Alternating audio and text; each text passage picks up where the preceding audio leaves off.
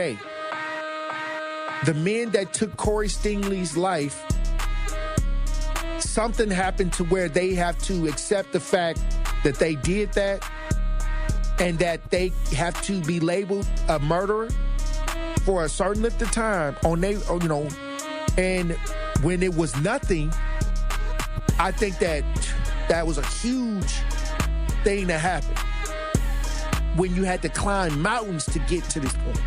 13 years? The Tory Lowe Show, weekdays from 1 to 4 p.m. Live on YouTube and right here on 101.7 The Truth. Good Karma Brands is proud to be an equal opportunity employer, providing equal employment, development, and advancement opportunities to all teammates and applicants. To learn more about careers with us, please send an email to talentacquisition@goodkarmabrands.com. That's talentacquisition@goodkarmabrands.com. Did you know that for 80 years, Paralyzed Veterans of America has been a lifeline for our nation's veterans with spinal cord injuries and diseases like MS and ALS, and all people with disabilities? In just the last 12 months, PVA has funded research of the first non-addictive pain medication in over a decade, partnered with an award-winning sports anchor to fight for accessible medical care for women veterans, ensured all women with disabilities feel seen and empowered with help from a top cosmetic company. And that doesn't even include what PVA have done over the last 80 years, like secured the passage of the Americans with Disabilities Act, pioneered wheelchair basketball, helped design iconic landmarks, made the DC Metro a model transit system, and wrote and distributed resources in over 60 countries in 4 languages. None of this would be possible without your help. Every breakthrough, every battle won, and every life impacted is driven by you. Visit PVA.org to learn more. Listen Fridays to Truth in the Afternoon with Dr. Ken Harris during Black History Month for Dr. Ken's Trivia. It's not just questions, it's culture, facts they don't teach you, and a few stories that matter. We'll test what you know and teach each other something new along the way. Lock in your Fridays in February. Be ready to call in and bring your brain with you. Dr. Ken's Trivia, Friday in February on Truth in the Afternoon with me, Dr. Ken Harris on 101.7 The Truth, YouTube, The Truth app, and 101.7thetruth.com. Listen Fridays to Truth in the Afternoon with Dr. Ken Harris during Black History Month for Dr. Ken's Trivia. It's not just questions, it's culture, facts they don't teach you, and a few stories that matter. We'll test what you know and teach each other something new along the way. Lock in your Fridays in February. Be ready to call in and bring your brain with you. Dr. Ken's Trivia, Friday in February on Truth in the Afternoon with me, Dr. Ken Harris on 101.7 The Truth, YouTube, The Truth app, and 101.7thetruth.com. You're listening to the new 101.7 The Truth, founded in partnership with Gruber Law Offices. One call, that's all. 101.7 FM, 1510 AM, WGKB Waukesha, and W269DL Milwaukee. A locally owned Good Karma brand station.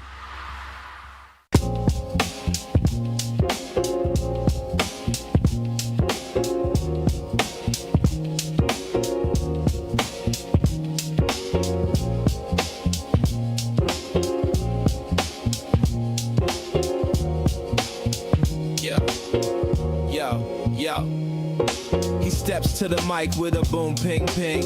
Wisdom sharper than a beast's fierce sting. Words like fireflies that light the night. He turns the dark into blazing bright. Boom, ping, ping, the truth takes wing. Milwaukee's voice, let the city sing. Boom, ping, ping, hear the freedom ring. Sherwin's the king, oh, the airwaves king.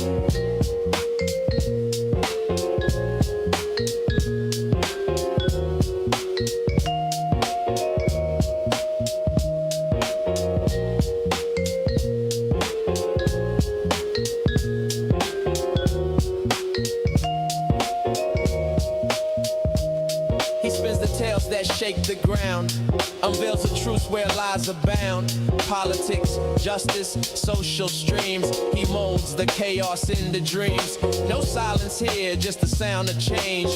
Boom, ping, ping, rearrange. Boom, ping, ping, the truth takes wing. Milwaukee's voice, let the city sing.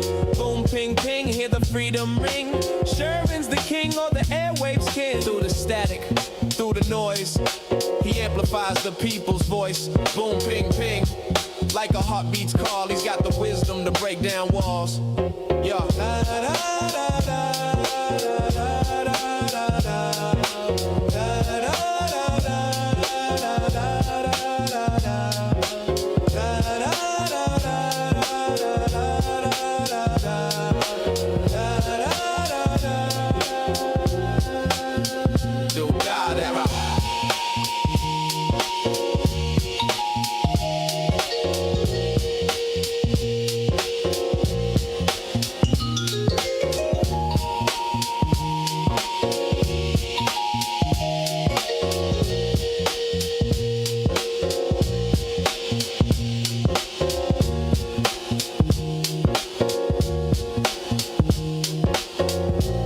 Good morning. Welcome to the program. Today is Monday, February 23rd, 2026. We are essentially in the last week of Black History Month, and I think this Black History Month, as compared to others, has been particularly poignant because we have seen attacks on diversity, equity, and inclusion throughout this administration. In fact, I would say it has been a priority to make sure that there is not preferential treatment to people who belong to marginalized groups.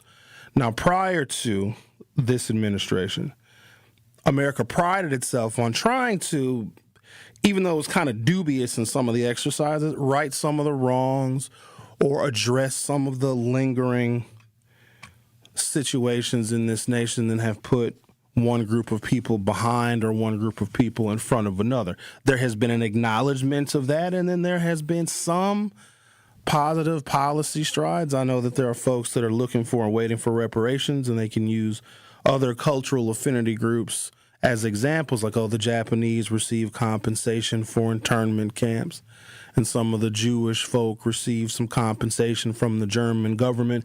And if you compare the historic situation of African American oppression, not just through the institution of slavery, which honestly is 100 times worse than any of us could ever imagine, but then if you add on another 100 years of Jim Crow, which essentially was just meanness, of just not wanting to include people in this nation simply because of the color of their skin, people think that there's some kind of financial repair that needs to be done. Well, you're not always going to get financial repair, but what we can do is we can look at specific areas in American society where Black people in particular have been marginalized and try and right some of those wrongs. And it's just been an understanding. And now, of course, some people don't like that because they think that that is putting certain groups ahead. If you give African Americans opportunities, then who is going to be falling behind? And it's not like pie, where if this group gets a bigger slice, another group has to have a smaller slice. It makes sense to me and most of us when Americans do better, we all do better. So this Black History Month, in the middle of this attack on diversity, equity, and inclusion, and we know it has impacted the African American unemployment rate. Something like 300,000 more African American women are unemployed because of the dismantling of anything even remotely related to diversity, equity, and inclusion. A lot of those things were put in place, at least at the federal level, by the Biden administration, and we know that Trump doesn't want anything to stand that came from any of his Democratic predecessors. And so Black History Month needs to be specific, to take time to focus on the history that a lot of us don't know. We weren't taught it. And it's not to discount or discredit anybody else's history. But America is so big and so diverse. I liken it to the human body. And if you are a doctor and you want to be a good doctor, let's say you're a family practitioner, and I'm sure all of you know a bunch of stuff can go wrong with the human body. You guys know that. But to be a good doctor, don't you have to know all of the different systems? You have to know and understand the respiratory system and the endocrine system and the digestive system and the pulmonary system. You have to know all of these individual systems, and it helps you become a better doctor at studying and understanding the entire body. What I believe Black History Month is and should be is an intense study, a focus, being very specific on all of the things that have impacted the world and America where African Americans never got their due or never got their credit, to add into the conversation of things that we may have created and how we have made America a much better place, because a lot of folks don't know that stuff. And also, I believe it is empowering for Black people. When Black people are empowered, when you're empowered with knowledge, then you just might be a little bit more self-sufficient, because we are the ones that are supposed to pull ourselves up by our bootstraps, right? Do we still use that saying? Well, I believe the boots and the straps are knowledge. And so when we have our conversations about Black History Month, which we have been featuring and focusing on here at 101.7 The Truth, it is for the edification not just of Black people, so we can build our confidence, so we can get those boots and those straps we can pull ourselves up by, but also to get a little bit more respect, because every single Black History Month, every year, someone is learning something that they never knew an African American was responsible for creating or inventing or writing or producing, whatever the case may be. I do not believe that Black History Month should be multicultural. I love multicultural events. In fact, you know what I think I might do?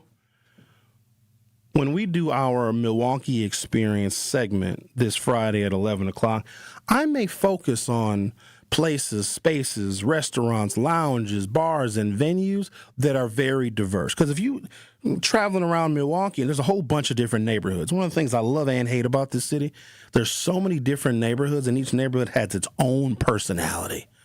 Some personalities of some neighborhoods are very sweet and very kind and very accommodating and generous. Some neighborhoods are jerks. But we have a handful of places located in all different corners, not just of the city, but of the county, where all different kinds of people come together, and it's not a problem. It's not an issue. I love that for us. I think that we need to have specific multicultural events where we bring everybody together and we party and we celebrate. And maybe our holidays are supposed to be there. I know that we have a beef with the 4th of July as Black people, but maybe we use Juneteenth, because we're welcoming, I think, for everyone to be at Juneteenth Day. But I'm territorial over Black History Month, as I should be, because of the systematic attacks that diversity, equity, and inclusion has suffered under this administration, and it has financially and economically impacted the Black community. So Sheboygan, which is a county to our north, well, they had their Black History program, and I think it was featured at one of the colleges or universities where they put on a program. So we're going to play a video for you, and I want you to notice something. So first, if you haven't done so already, go to youtube.com or open up your YouTube app from your smartphone or other mobile device, search 101.7 The Truth, and hit subscribe. And so there was a feature done by a local news station that spotlighted Sheboygan's, I don't want to laugh, Sheboygan's Black History celebration commemoration. And there's fraternities and sororities that are a part of this Sheboygan Black History celebration. So, Andrew, if you don't mind, can you play that video for us? Because there's something very noteworthy in that video.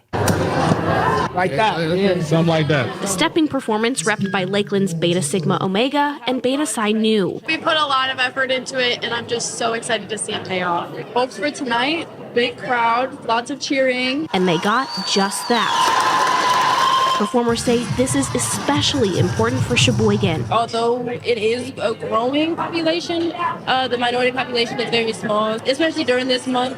Bring it to the forefront, let people see it, let people hear it, and see what our culture is really about.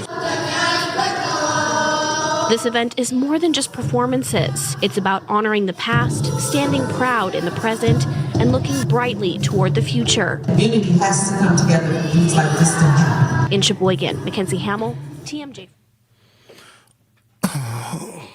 Okay, so Lakeland College, which I know is not known for its diversity, but then as I'm watching this little video expose of the Lakeland College Black History program, and they showed the crowd, and the crowd was very robust. There were a lot of people there, and I think that that's fantastic.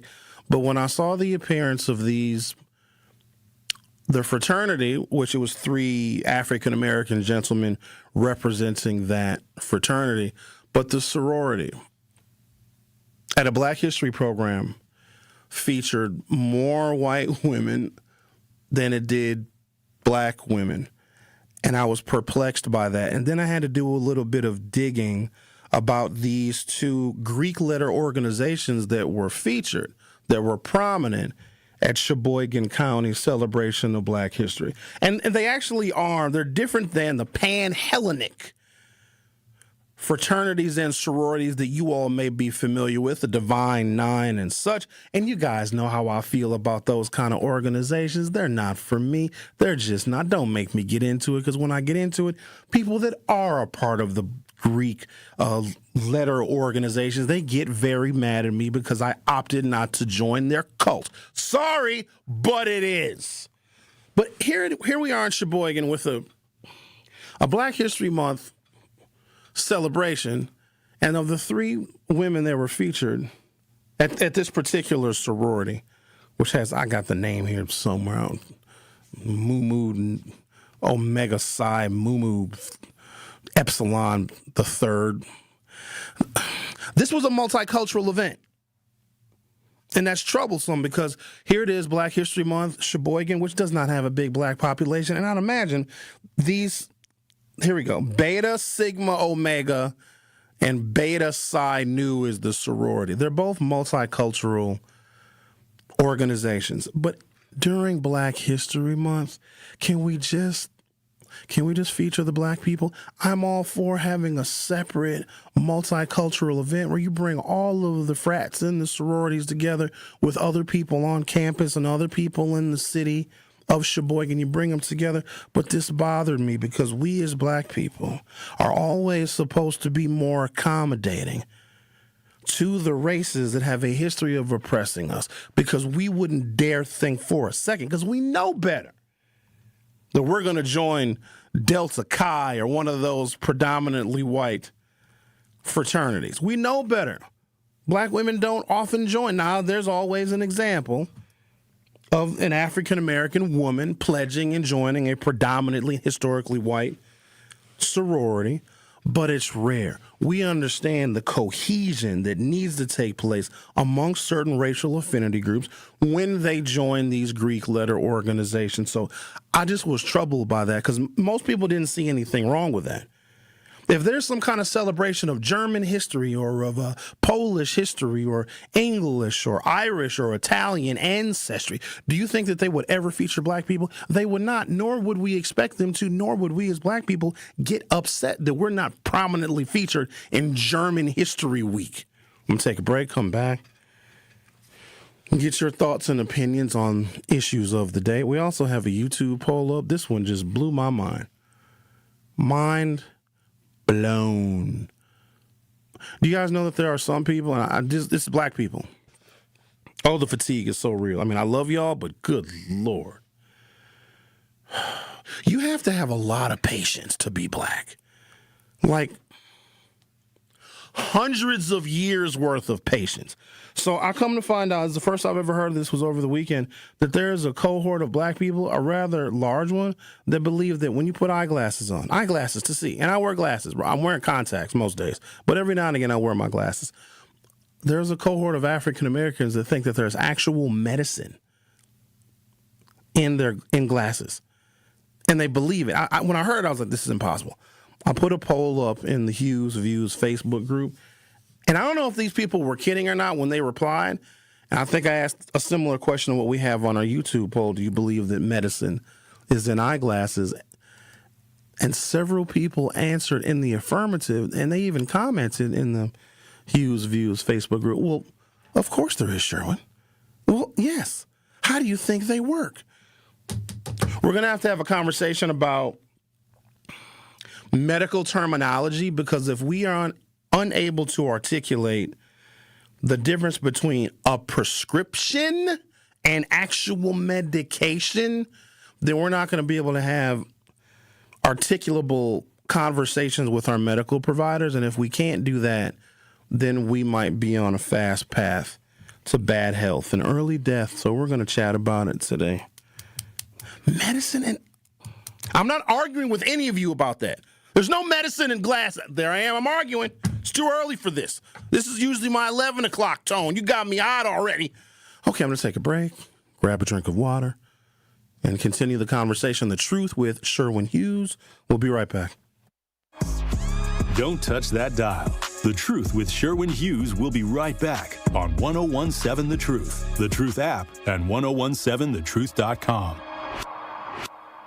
Listen Fridays to Truth in the Afternoon with Dr. Ken Harris during Black History Month for Dr. Ken's Trivia. It's not just questions, it's culture. Facts they don't teach you and a few stories that matter. We'll test what you know and teach each other something new along the way. Lock in your Fridays in February. Be ready to call in and bring your brain with you. Dr. Ken's Trivia, Friday in February on Truth in the Afternoon with me, Dr. Ken Harris on 1017 The Truth, YouTube, The Truth app, and 1017thetruth.com.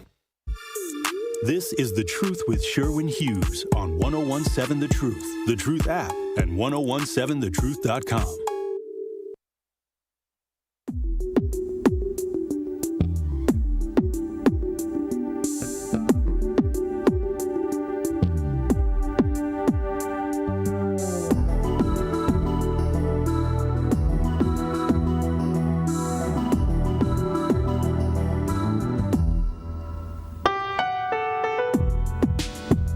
Yeah, I'm blown away by this. Am I losing my voice already? Hang on a second. Let me get a sip.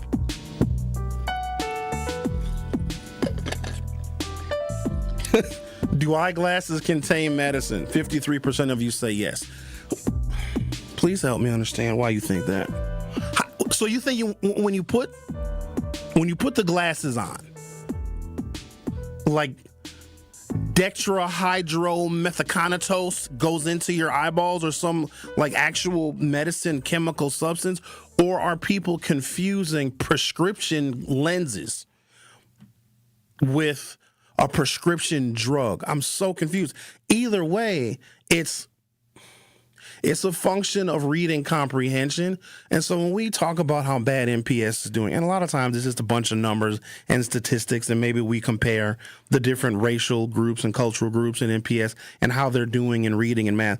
So this is how it manifests itself later on in life when people think that eyeglasses contain medicine. That's not even what I'm talking about right now, but I'm just blown away by the number of people. And it's growing. Now it's 53%. Are you guys... You're kidding, right? Maybe you guys are joking. That's what it is. I think you guys are just ha, ha, ha, he, he. You don't really think that there's... I've never heard this before. Over the weekend, there was a TikToker. She's no longer on TikTok because of how bad she got made fun of. And she remarked that, and this is a black woman like in her 30s. And she talked about eyeglasses and medicine in her eyeglasses, and it started this online firestorm. But get this, it's an online firestorm of people arguing that, yes, eyeglasses contain actual medicine. And they're standing firm on that. And maybe it's because we didn't learn about the reflection and refraction of light and how the lenses in your prescription eyeglasses bend and refract light in a way that improves your vision if you're nearsighted, if you're farsighted, or if you, like me, have an astigmatism. That led me to a whole bunch of other detailed research about medical myths. I do want to get into it, because if we are still holding on to medical myths, so that's harming us, but also it may be interfering with the relationships that we have with our healthcare providers, if we have relationships with our healthcare providers at all. But someone who believes that, and let me not be condescending, and it's going to be very hard for me not to be, because I have an assumption that we as African Americans have a real, just like basic level of knowledge and understanding. And every now and again, I get shocked when I come to find out that we don't have such a basic knowledge or understanding. So that's our YouTube poll. I'm going to get to a little bit more detail about medical myths and hopefully clear some of them up a little bit later on in the program. From Sheboygan, Wisconsin, the annual Black History Month celebration at the Stephanie H. Wheel Center in Sheboygan drew its biggest crowd yet, bringing together community members for an evening of performances, vendors, and cultural celebration. The event was a partnership between the Black American Community Outreach and Lakeland University, showcasing local talent. So this tells me that the African-American community in Sheboygan is growing, and I say to that, wonderful. You know, there are some folks that want to leave Milwaukee, move out of Milwaukee, but they don't necessarily want to leave Wisconsin, and so maybe people are going to places like Sheboygan, which, as I've always known and understood it, was a very Caucasian county. But so is the overwhelming majority of the state of Wisconsin. But when I hear about a town like Sheboygan, it's a small town. There's not really a lot going on there. I think they have like a nice, it's a nice hotel in Sheboygan. I think the Blue Harbor Resort is in Sheboygan. Other than, I'm not really sure what they have in Sheboygan. But when I hear about multicultural organizations and Black community outreach nonprofits in cities and towns that do not have a large population, I think they do that for protection. Because if you are a hyper minority, you just have nothing. You don't have resources. You don't have, what's that sound we keep? Oh, is that me? Oh, what is that? Someone making some noise, Andrew. I don't like that now. Everybody need to relax. All right. And since I put up this poll, or you put up the poll about the medicine and the eyeglasses, everything is just going awry. So if you're going to have a growing population, of course, like, Black culture needs to be reflected and represented. I remember a story that my colleague used to tell me. She worked for a member of the state legislature, Black woman, of course, and she would often commute, sometimes stay overnight in Madison because that is where the state legislature convenes. And this individual worked for a Wisconsin state legislator. This is a Black woman now. And she would remark that when she went to the store, maybe she needed to buy some makeup, or maybe she needed to buy some hair care products, or maybe she even needed to buy some pantyhose that were a darker in complexion, like her skin is. She couldn't find any of those things. And it was very troubling for her because here she is in Madison, probably 4, 5, maybe even 6 days a week, depending upon the activity of the legislature. And if she needed to get things that were specific for her as a Black woman, like hair care supplies, pantyhose, a makeup that matches her skin tone, she couldn't find that anywhere. So you got to keep this in mind. Where there aren't any African Americans, there also aren't products for Black consumers, and that can be a bit of a burden. So you get a place like Sheboygan with a growing African American community, and you have Lakeland University there, which I'm sure there's a few African American folks there, and you get these organizations and these nonprofits that have Black community outreach top of their agenda. And then you do a Black history program, right? And it's also to promote, like, hey, we're the Black American Community Outreach Nonprofit Center here in Sheboygan. We are going to put on for the community a Black history program. All these things are great. But when you have 3 women representing a sorority at the Black history program in Sheboygan, and 2 of those women are white, I see a little bit of a problem. Now, let me do this now. Hold on, everybody relax. Let me do this. Maybe there's only 3 members of the sorority. That's very possible, because these sororities, I'll come to find, they got a really weird history, and the fraternity, they were started by Hispanics. But the 3 African Americans they had representing the fraternity, 3 Black guys. But these are intentionally multicultural Greek letter organizations to move away from the understood racial segregation of the typical pan-Hellenic Greek fraternities and sororities that we think of, you see. I think it could have been exhibited a little bit better, so maybe you only have 1 African-American woman that's a part of this particular Greek letter organization. Well, then you feature her with the 3 black men that were representing the fraternity. And to have the 2 white women speaking more than the black woman talking about the Black History program, I just found that really, really odd. I don't know, maybe I'm overthinking it, but we can't have anything without them putting their hands on it, in it, fingerprints on it, wanting to speak, wanting to be prominent. And if the people of Sheboygan didn't see a problem with it, well, then who am I to get angry and upset? But I know that our diversity, our equity, and our inclusion is under attack.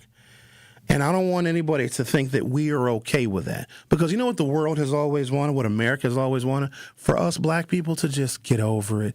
Don't focus on your history. Why do you need a Black History Month? Slavery was such a long time ago. I cannot let us descend into that level of ignorance. And we have allies. Absolutely we do. But if they were true allies, they might say, the 2 white women that were featured in the video clip we played for you a little while ago, they would say, hey, you know what?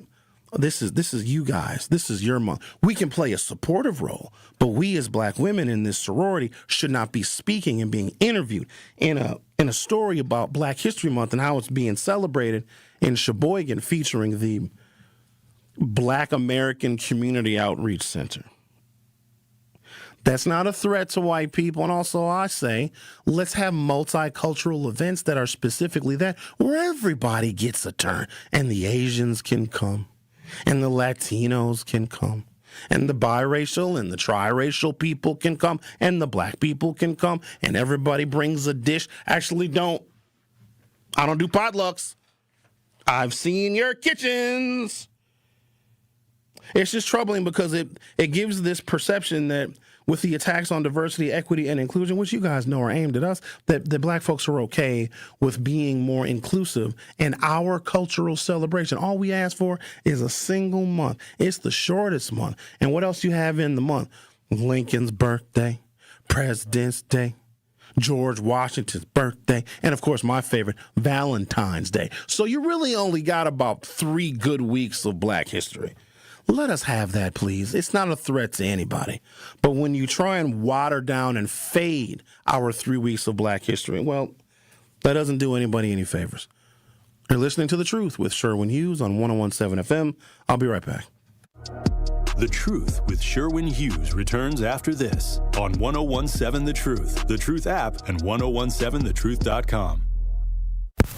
Grab the dial and crank it up, baby, because Potawatomi Casino Hotel Milwaukee is spinning its Winning Hits collection. Over the next 3 months, you could win a share of over $1 million in prizes. On top of thousands in cash and reward play, you could win one of 3 new Ford vehicles in the grand finale drawings on March 27th. Just play with your rewards card to earn entries. Press play on the Winning Hits collection, only at Potawatomi. More info online. Must be 21 and a rewards member to play.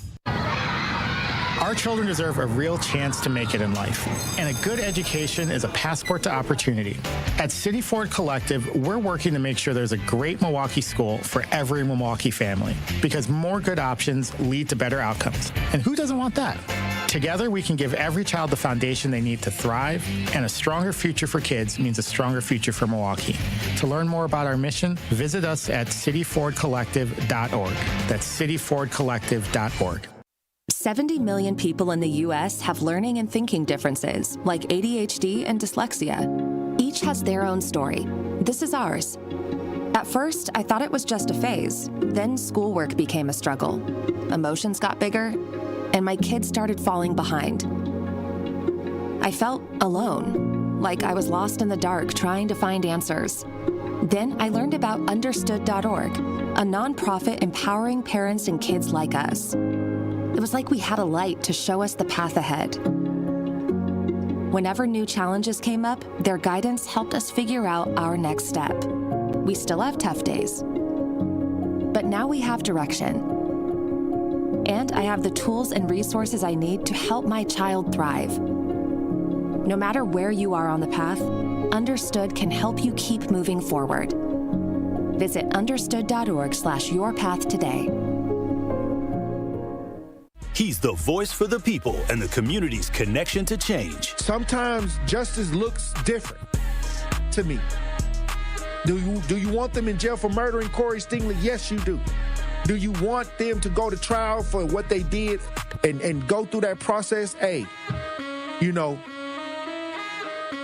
But at the end of the day, the men that took Corey Stingley's life, something happened to where they have to accept the fact that they did that and that they have to be labeled a murderer for a certain length of time and when it was nothing, I think that was a huge thing that happened when you had to climb mountains to get to this point. 13 years? The Tory Lowe Show, weekdays from 1 to 4 p.m., live on YouTube and right here on 101.7 The Truth. This is The Truth with Sherwin Hughes on 101.7 The Truth, The Truth app, and 1017thetruth.com.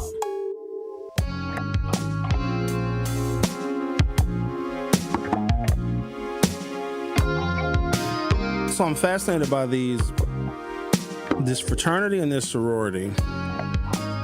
Beta Psi Nu sorority. And the fraternity is Beta Sigma Omega. And they were founded, and they're new. I think the oldest one is the fraternity, which was founded in 1995 by Jonathan Rodriguez, Ruben Hernandez, Marvin Garza, Hector Martinez, and Ricardo Lopez. These are the founders in 1995, and I think it was because of racial exclusion. And prior to that, I'm only familiar with black and white fraternities because in the colleges and universities that I've either attended or have visited, here are the black frats, here are the white frats, and they don't even share the same street. You go to UW-Madison, where the black fraternities are, is not on Frat Row in Madison. I remember when I was living in Minnesota many, many years ago, they wouldn't even let us in because we were kids. We were 19 years old. We didn't know about the racial exclusion of fraternity. So I remember being in class and a bunch of people saying, "Oh, Delta Chi is having a huge party tonight. You guys should come." I'm like, hell yeah, we'll go. This was on the University of Minnesota campus. So me and my guys, because I was the only one that had a car amongst my roommates, we all piled in my Oldsmobile. We got written directions. Imagine that. No Google Maps back then, no GPS back then. I don't know. Some of y'all wouldn't even be able to make it home if it wasn't for GPS and Google Maps. So I remember we get there, and they looked at us and just like shook their heads. Luckily, we had class with one of the guys who was a member. But if it was not for him, they were not going to let myself and my 3 roommates into this fraternity party at Delta Chi. And at that moment, I knew that there is a racial segregation amongst Greek letter organizations. So, but here's the thing. If to address that, starting a multicultural fraternity that's much more inclusive or sorority, like, yay, that's fantastic. My issue is I don't know if there's a place for any non-black people that are members of a multicultural sorority or fraternity started by Hispanics, which there were none featured at the Sheboygan Black History Program, but they were founded, both sororities and fraternities were founded by Latinos and Hispanics, but none of them were represented. Is it too much to ask? Because I can imagine the African-American woman saying, hey, white sorority sisters, this is our thing. I know we're sorority sisters, but can we celebrate us? And this is almost like me thinking the black girl was going to have to ask permission from the white girls to stand down and to stand back, to not be featured, to not be on the stage, because you know what people will think when they see that, because people will always look for the lowest common denominator. They'll see a Black History program in Sheboygan, and they'll see 2 white women representing a sorority and only 1 black girl.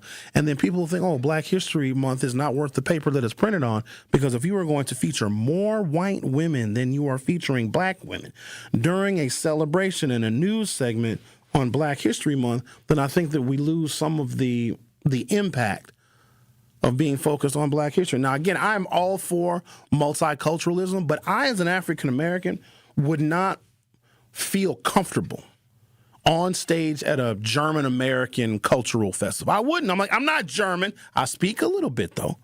Ja, ich spreche Deutsch. A little bit, a little taste. I speak a little sauerkraut flakes worth of German. Shout out to the Germans. Don't want to make them mad, that's for sure. But I would say, no. This is you guys. I don't need to be prominent or featured. Or if the Italians were having some kind of a festival, let me be clear, the Italians would never invite me or any black person to be prominent in their cultural affinity celebration, because the Italians are very proud people, are they not? As they should be. But if you are, and there's just like this arrogance that I see amongst whites, I think that they believe that they are welcome anywhere. And why wouldn't they think that? They go on safaris and try and pet lions and try to put saddles on bears when they go hiking.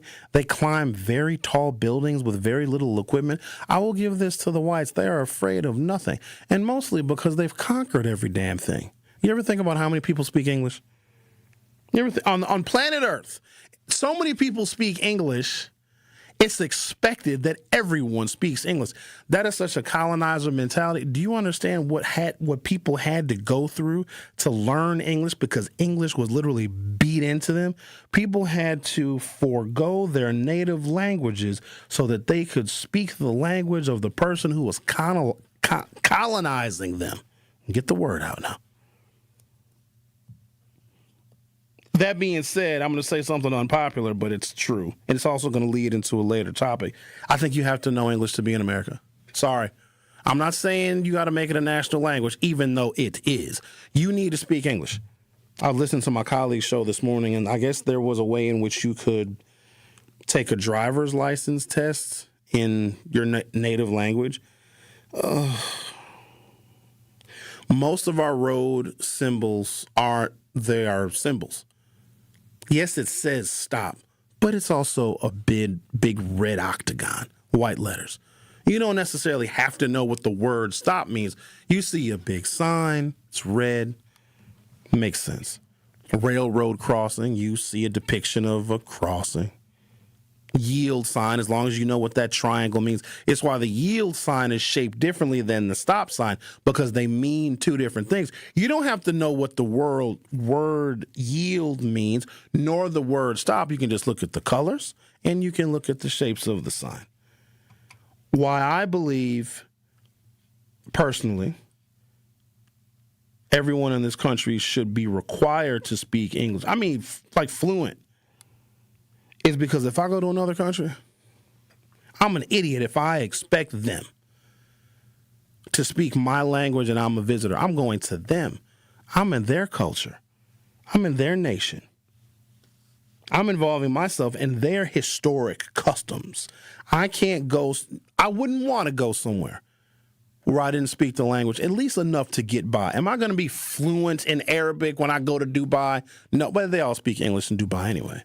If I was to go to the France, or if I was to go to I'd even say if I was to go to England or Great Britain, because they speak funny English, I'd want to know some of the colloquialisms and euphemisms and some of the slang, or whatever they're saying. Or if I went to Australia, love the way they say no. You ever heard an Australian say no? They just chew on those vowels. No. You need to learn English in America for this reason and this reason alone. It's not even about being employable, because I promise you can get a job knowing zero English. If you are fluent in Spanish, I can point you places where you can get a job and never have to learn English. There's whole sections of the city, whole pieces of Milwaukee geography where you don't have to know any English at all. Hell, you can go work in my favorite Mexican restaurant, Celito Lindo, because I assure you, the people that work there, the only English they know is the menu. You ask them anything else, no English. I had a run-in with a Hispanic man over the weekend, and it was ugly. Saturday night. I kind of want to tell you, but I don't want you guys. I might have overreacted a little bit because I got really angry. But he also defaulted to, oh, no hablo inglés. Yes, you do. So I spoke to him in Spanish. A little bit of Spanish that I know. Tú necesitas salir. I told him he need to go. He was somewhere he wasn't supposed to be. He was on my property doing something he wasn't supposed to do. And I don't take too kindly to that now. I'm real territorial over my property. If you're in the street, do your thing. If you're across the street, I love that for you. But once you come into my yard, it's different. It is. I think that people need to learn English because in the unfortunate and hopefully rare and non-existent event that you need medical attention. You might have health issues or pre-existing conditions and maybe you fall out. And I know something about falling out.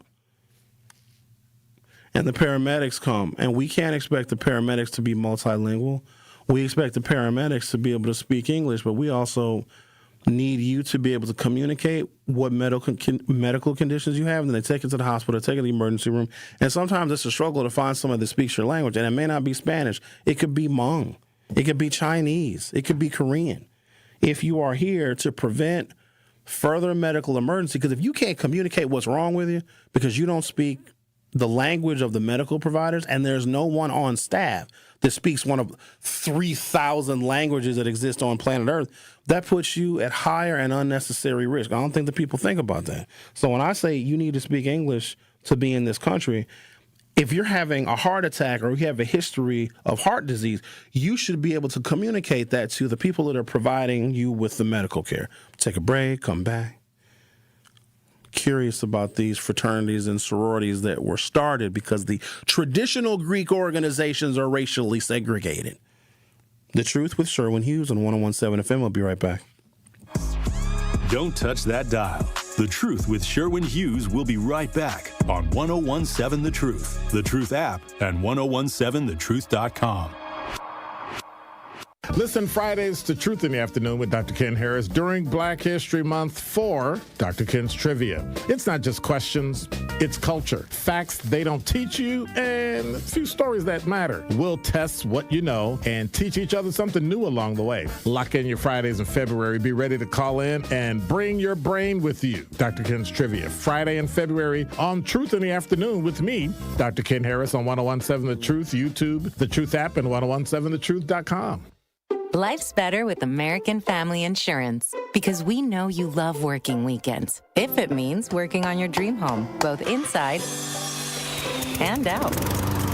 And we're here to help protect those dreams so you can enjoy peace of mind. Save up to 40% when you bundle home and auto. American Family Insurance. Get a quote and find an agent at amfam.com. Products, pricing, and availability vary based on where you purchase insurance and by state. Some exclusions apply. American Family Mutual Insurance Company, SI, and its operating companies, 6000 American Parkway, Madison, Wisconsin. Hey, y'all. It's 1017 The Truth's Rhea Riley for Sweet Talks Medical Spa in Menominee Falls. Skip the sterile clinical office feel. Sweet Talk stays on the cutting edge of beauty and wellness innovations in a vibrant, playful space promoting self-love and confidence. Sweet Talk specializes in a range of treatments, including injectables, medical-grade skincare, weight loss, hormone therapies, and more. Not sure where to start? Sweet Talks offers comprehensive wellness consultations to create a customized plan centered around you. Because at Sweet Talks, your goals are their goals. Learn more at sweettalks.com.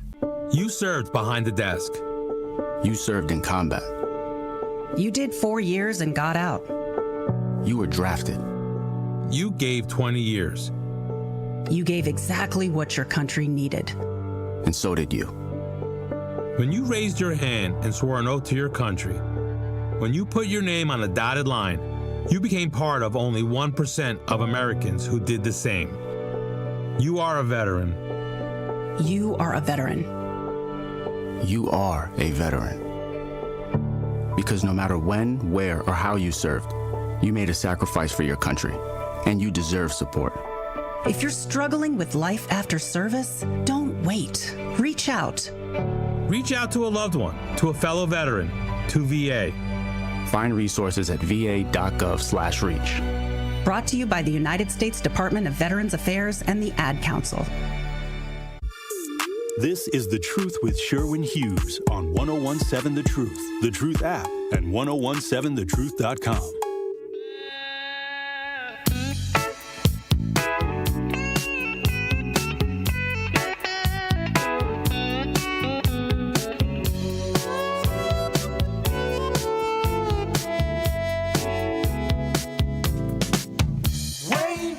I was watching this video on the TMJ4 news website talking about a Black History program in Sheboygan. And as a lot of you know, this is Black History Month, but this one is different because diversity, equity, and inclusion is being attacked because it might go against, the best wishes of white people. Because if we are focusing on other people and other marginalized groups that have a demonstrated history of harm, that's the key. Things were actually done to non-white people in this country.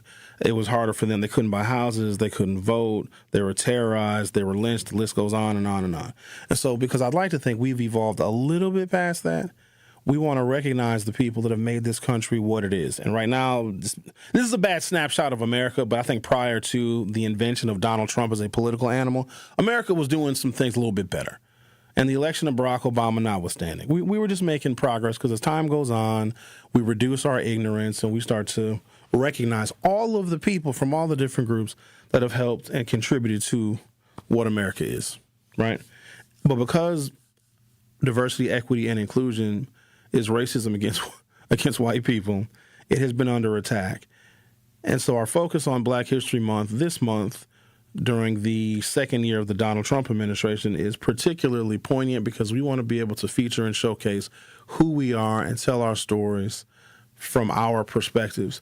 And so I'm watching this news story, and there's these two Greek organizations, the Beta Sigma Omega fraternity, which I had never heard of before, and then there was a corresponding sorority, Beta Psi Nu. I'd never heard of them before. But I noticed with the sorority at a Black History program, this is all in the clip that we showed earlier, it's two white women, and they're speaking like, well, we want to have a really good Black History program and a good turnout. I clutched my pearls. Just because I know if it were the other way around, let's say it was any other cultural celebration, you pick the nationality. Let's say it's the French are celebrating the day they stormed the Bastille and there's some news story on it. Do you think that they would have African Americans outnumbering the French people in that news story? No, and we wouldn't want that. Like if it's French history and culture we're celebrating, I want to hear from French people. If you're Black, move away, Black person. I'll see you another time. I'll see you in February. I want to hear from the Frenchies. But we are expected to be more accommodating. Do you guys have any idea how many times I have heard since I've been in this line of work, which goes back to 2012? Sherwin, you're so divisive. Sherwin, you should be bringing people together. Sherwin, why aren't you using your radio to bring people together? I have no obligations to do that. It's just there's so much burden on us, and it actually makes me sick because I was not the one who created the division. I didn't write the laws. I didn't create Jim Crow. I didn't arm any police officers, tell them to go and terrorize Black communities, especially during the war on drugs. So then why do we as Black people see it's this whole passivity that they expect from us? And if we don't forgive and forget, then they marginalize us for that too. And that's horrible because let me tell you about white folks. Y'all don't forget nothing. Y'all ain't forgot the Alamo. You haven't even forgotten the Revolutionary War. Y'all think the South will rise again. You certainly haven't forgotten Desert Storm, the wars in Iraq and Afghanistan. Imagine if I said, hey, everybody, would you guys relax and just forget September 11th? Oh, my God, it was 25 years ago. You need to relax. You need to chill. That's a double standard that I can't stand for. The Beta Psi Nu sorority was founded as a Black or African organization? It was not. Beta Psi Nu sorority was not founded as a historically Black sorority. It was established as a multicultural Greek letter organization from its inception. Is it intentionally multicultural? Yes. Multiculturalism is a core founding principle. And this is beautiful that they have multicultural fraternities and sororities, but you don't feature that during Black History Month. Can we see a Black fraternity? Even if you got to import a Q-Dog from somewhere to come to Sheboygan and do the step show. Even if you got to import a Noop. If you got to import a Sigma. Sigmas are nerds. I was asked to pledge Sigma. I don't know if I should have been happy about that or not, but they're the dorks. In fact, there are stereotypes about each of the black fraternities. I'm not going to touch the stereotypes on the black sororities because those black women will come up here and they'll ski-wee me to death. I'm not messing with them. I did that once before. I learned my lesson. Do not say anything about the sororities in the Divine Nine because they will show up here at the market hall and break this glass. It belongs to the Multicultural Council, the MGC tradition, rather than the National Pan-Hellenic Council. That's when we think about the other sororities and their fraternities, the Divine Nine and such. Beta Psi Nu sorority was founded in 1998 at the University of Central Florida by Yvette Figueroa, Jackie Chavarria, double R, so I got to say it like that, Chavarria, Lisette Torres, Veronica Ramos, and Marisol Rivera. This is all Latino women. You would think if it's founded as a multicultural organization that the founders would also be multicultural, because they're real big on like celebrating the founders. Like all these fraternities and sororities, they have like these rituals and stuff where like, oh, it's Founders Day, and they have to know who founded the fraternity. They got to know all of this history. If I'm an African American person and I don't just play one on the radio, I really am one. I swear, it says on my birth certificate. I don't know if I would want to join. This is me though. This is me. I don't know if Sherwin would want to join an organization where the founders were Hispanic. I would want something that has a history and its founding based in who I am and my people and their unique struggles and interactions with America and with history. Beta Sigma Omega Fraternity. Was it founded as a black African-American organization? I remember in the news story that we played for you, the three people that were representing the Beta Sigma Omega Fraternity were three black men. Is it intentionally multicultural? Yes, absolutely. Multiculturalism is centered to its identity. The fraternity emphasizes cross-cultural brotherhood, racial inclusivity, academic achievement, social justice, and service. It aligns with the multicultural Greek movement, which I didn't even know existed. Who are the founders of Beta Sigma Omega?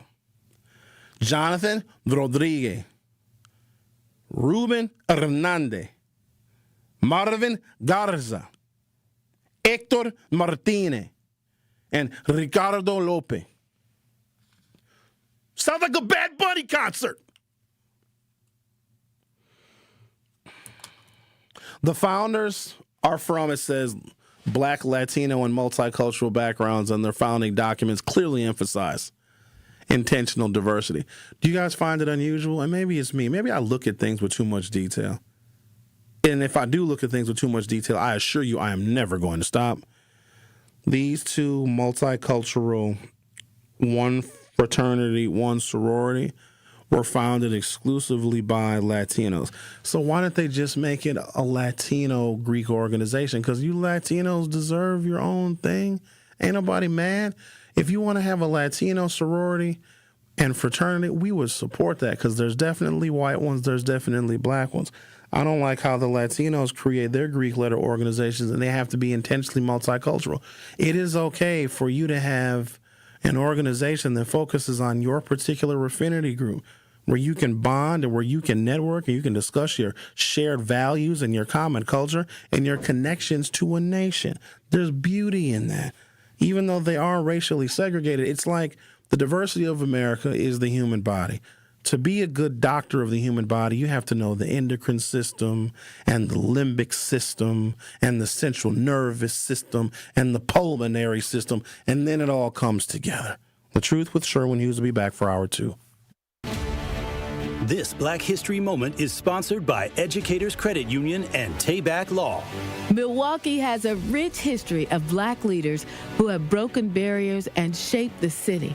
Today, let's learn about Vel Phillips.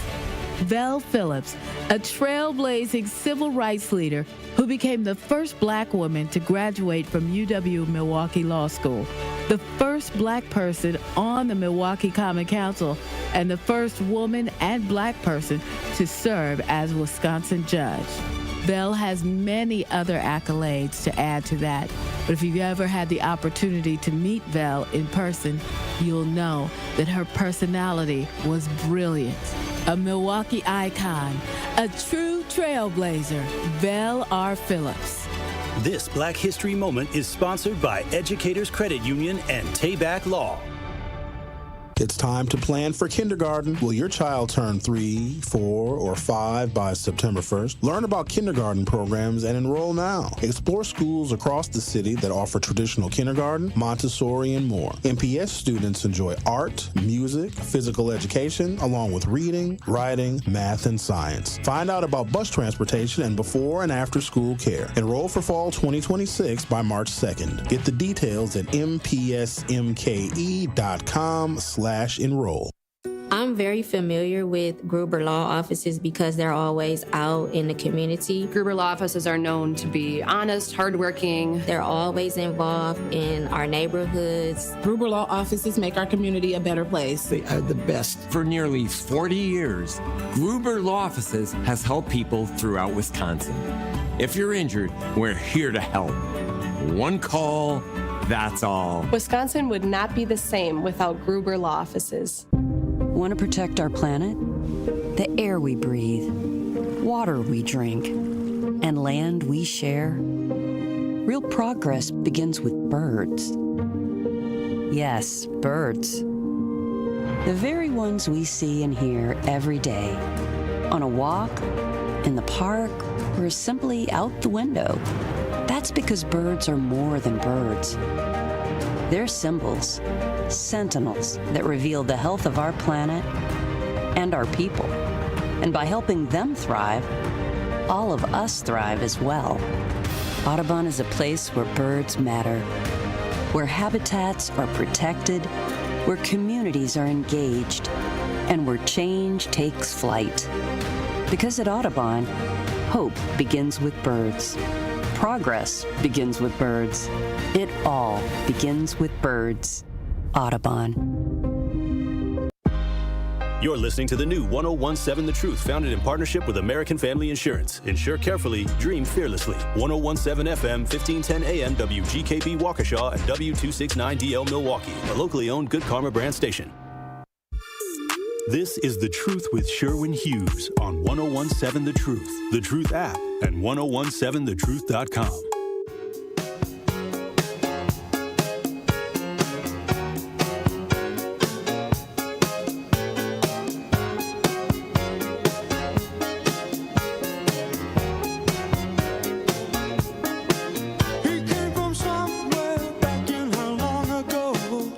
Welcome to Hour 2 of The Truth with Sherwin Hughes.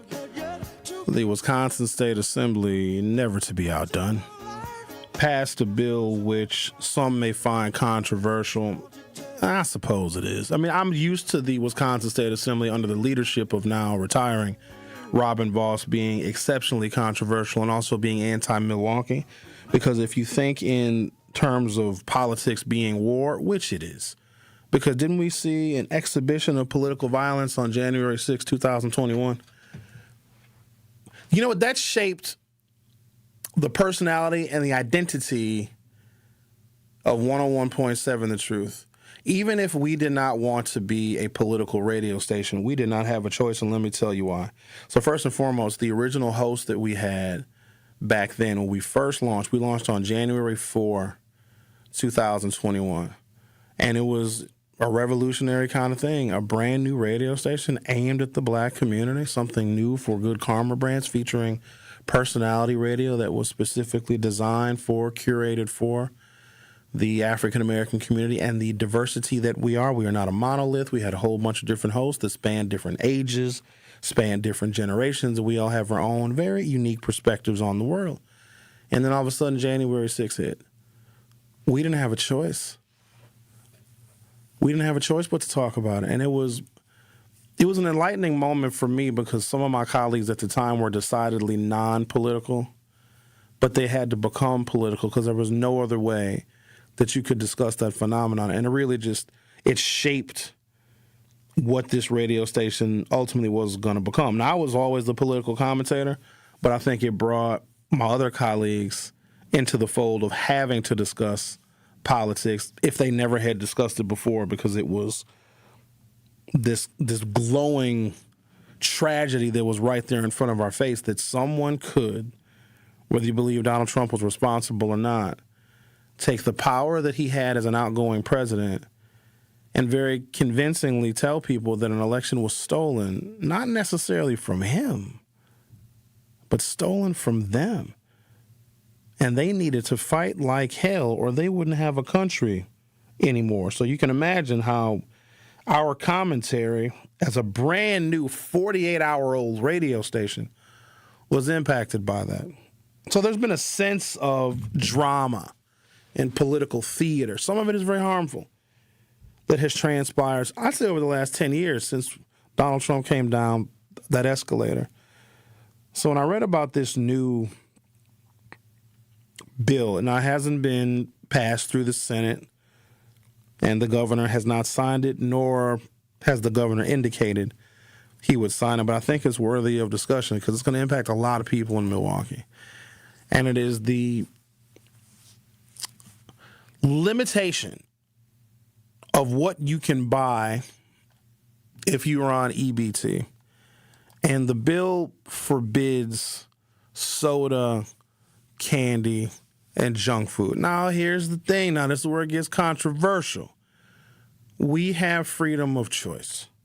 You should, theoretically, be able to purchase whatever you want. If you qualify for the benefit, you should be able to purchase whatever food items that you want. We shouldn't have that much of a say-so in which we are now delving into the personal food consumption choices of people.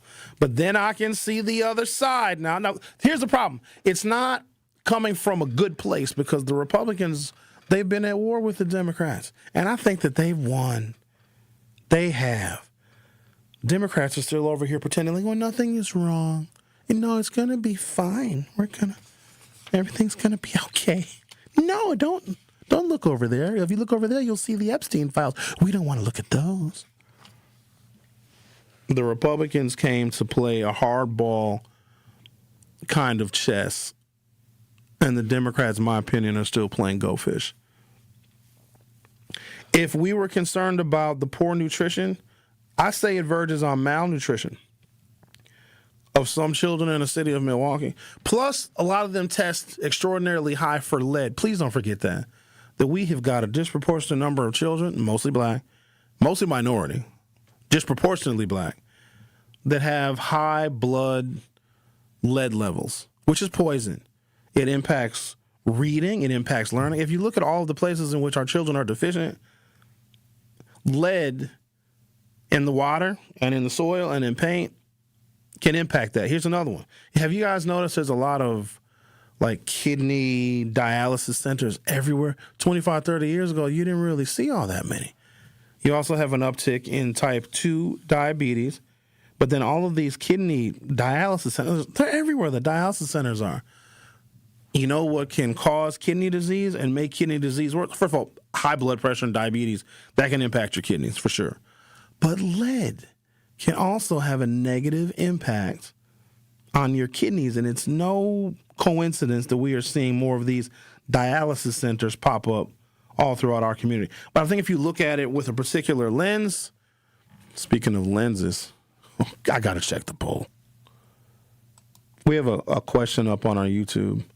If you go to youtube.com or open up your YouTube app from your smartphone or other mobile device, the question is, do eyeglasses contain medicine? Like when you put glasses on, is there medicine in the glasses that make you see? 45% of people say yes, and 62 people have voted. So just under half of the people believe that there's medicine in eyeglasses. But if you look at some of the health anomalies that are impacting the black community, gun violence is also a public health crisis as well, but kind of a separate category. Some of our health crises, they are self-inflicted, but they're rooted in ignorance and us not really knowing about nutrition. At the same time, grocery stores are closing left and right, and we know the grocery stores offer fresh fruits and vegetables and produce, but I want to go into some more detail about that because I think we say it. But when I look at the numbers of what black people purchase, y'all are not buying fruits and vegetables. You're not. You're saying that you are. And what we do is we use it as like another way in which we as black people are being victimized. Oh no, they're closing another Walmart Supercenter, or they're closing another Pick and Save, and they're closing another Century, and they're closing another grocery store. And where are we going to get our fruits and vegetables from? Most of y'all don't cook. You don't. We're unhealthy. So the assembly passes this bill, and I would think, like, okay, we don't want our children who are already sick, poisoned with lead, being fed junk food, because what happens is it creates the palate for these children, and as they grow up, they will continue this pathway of unhealthy eating, because a lot of us eat and have formed our opinion appetites based upon what we were fed growing up. Now, I have grown dramatically more sophisticated in my palate, which I kind of hate. Let me tell you why I hate it. Because it's expensive. Now I got to have goat cheese in my salad. There was a period of time when I was a child. You know what a snack was for me when I was a child? You go get a Kraft single and unwrap it. And you nibble on and make little patterns. Don't tell me you didn't do that. You nibbled on Kraft singles. They were delicious and creamy and milky, even though it's not even real cheese. It says pasteurized cheese food, but very unhealthy for you. But just a delicious snack, and I was very content with it. Now I gotta have aioli on things. Even if I get like a meatball sub from Subway, like, hi, do you guys have a spicy garlic chived aioli, please? All right, thank you. I don't think that if you are unable, for whatever reason, to afford to purchase your own groceries, and the taxpayers are feeding you and your family, which, let me be clear, I am perfectly fine doing that. I really am, because I don't want anybody to go hungry in this country, because we have a lot of food. I am okay. And the amount of money of federal taxes that we pay to feed people is like, it's not even $1 a day. It's pennies. It's pennies. And I'm okay with that, because I don't need hungry people, because if we have a society that is so damn greedy where we're not willing to pay whatever it is out of our federal taxes, $1, 50 cents, 30 cents, whatever it is, and we just let people go hungry, hungry people will ultimately eat us. And cannibalism is, it's in there. Read it. I don't want to read it, but they tell me it's in there. I would rather give someone some of my federal income tax money so they can eat, because I don't want them eating me, because I know I'm delicious. There's no way that I am not flavorful. Well, what are you having for dinner tonight? A medium rare Sherwin. You serve that with a cherry demi-glaze? But people are going to think that this bill is coming from a spirit of meanness. From Madison, the Wisconsin State Assembly passed a bill that would restrict Supplemental Nutrition Assistance Program recipients from being able to purchase soda and candy with their benefits. I know that a lot of corner stores that sell the processed food and really unhealthy food, they make a lot of their money by receiving EBT, and they receive SNAP. And then people go there and they purchase this really unhealthy food. But imagine if we could put some of those places out of business, because they're killing us. They are. And they rip us off, too. And they accept SNAP. And so the state legislature says, well, no, you can't use your SNAP benefits to purchase this unhealthy food. And really, you shouldn't. We shouldn't be eating that stuff. We shouldn't be feeding that stuff to kids. But because the Republicans have essentially typecast themselves as being a political party that are at war with DEI and multiculturalism and black people and Democrats, we can't assume that this bill is coming from a good place. But I want to do a little bit more of a deep dive on how we eat and our lack of nutrition education. And this bill is actually good, because if we legitimately want more grocery stores and more fruits and vegetables, if you close the places that are accepting EBT and selling us chips and candy, if they go out of business, then we have more money to spend at grocery stores on those fruits and vegetables and the produce, and maybe we'll keep our grocery stores here because we'll be able to increase our spending at them as opposed to getting ripped off by the corner stores. Let's talk more about that on the other side. The Truth with Sherwin Hughes. We'll be right back. Don't touch that dial. The Truth with Sherwin Hughes will be right back on 1017 The Truth, The Truth app, and 1017thetruth.com. The pulse of the Milwaukee Bucks, straight from a Bucks legend. Can't get it off. Marcus Johnson will, though. Can't leave him alone for a 12. Tap into Here District with Marcus Johnson on Bucks Plus. Marcus and his son Chris offer a weekly beat on Bucks basketball. Get your questions answered and hear from the biggest names in basketball. Find Here District with Marcus Johnson at bucks.com/plus on the Bucks app or wherever you get your podcasts. Hi, this is Sherwin Hughes from 1017 The Truth, and I want to talk to you about something bigger than just buying a house. I'm talking about building a legacy. Owning a home isn't just about four walls and a roof. It's about giving your kids a place where memories are made, where birthdays are celebrated, and where they always belong. It's about planting roots, knowing your neighbors, waving from the porch, and being a part of a community that feels like family. If you've been renting and wondering if home ownership is even possible, Axe Housing is here to work with you. An Axe Housing coach will help you create a plan, a budget, and move step by step toward owning a place you can truly call your own. They've already helped over 4,000 families become homeowners, and many are paying less than they were paying for rent. Don't let where you are today stop your family's tomorrow. Start your journey at axehousing.org. That is ACTShousing.org. Your legacy begins at home. Injured at work, unable to work due to health problems, or denied veteran benefits you're entitled to? Last year, Tayback Law returned over $73 million in wrongfully denied VA and Social Security benefits to people in our communities. Tayback Law celebrates Black History Month by bringing its message to 101.7 The Truth. The team is thrilled to see Milwaukee achieve this exciting new outlet for speaking truth to power. And Tayback Law is always ready to fight for you. Call Tayback for the payback. TaybackAttorneys.com. Life's better with Drive My Way from American Family Insurance, because we know it's more than just a car. It's your escape pod, your adventure mobile, your memory maker. And we help protect the dreams that drive you. Personalize what you pay for auto insurance and you can save between 10 and 35%. American Family Insurance. Get a quote and find an agent at amfam.com. Products pricing and availability vary based on the way you purchase insurance and by state. Unsafe driving behaviors may increase your rate. American Family Mutual Insurance Company, SI, and its operating companies, 6000 American Parkway, Madison, Wisconsin. Join me every Friday at 11 a.m. for the Milwaukee Experience with Sherwin Hughes, presented by Visit Milwaukee. We're a city that knows how to celebrate, where the calendar is packed with festivals, the plates are piled high with flavor, and a lakefront sunrise sets the stage. Here in Milwaukee, every street leads to something worth savoring, a place that welcomes you with open arms and where joy is shared in bites, beats, and cheers. The Milwaukee Experience every Friday at 11 a.m. exclusively on The Truth with Sherwin Hughes, presented by Visit Milwaukee.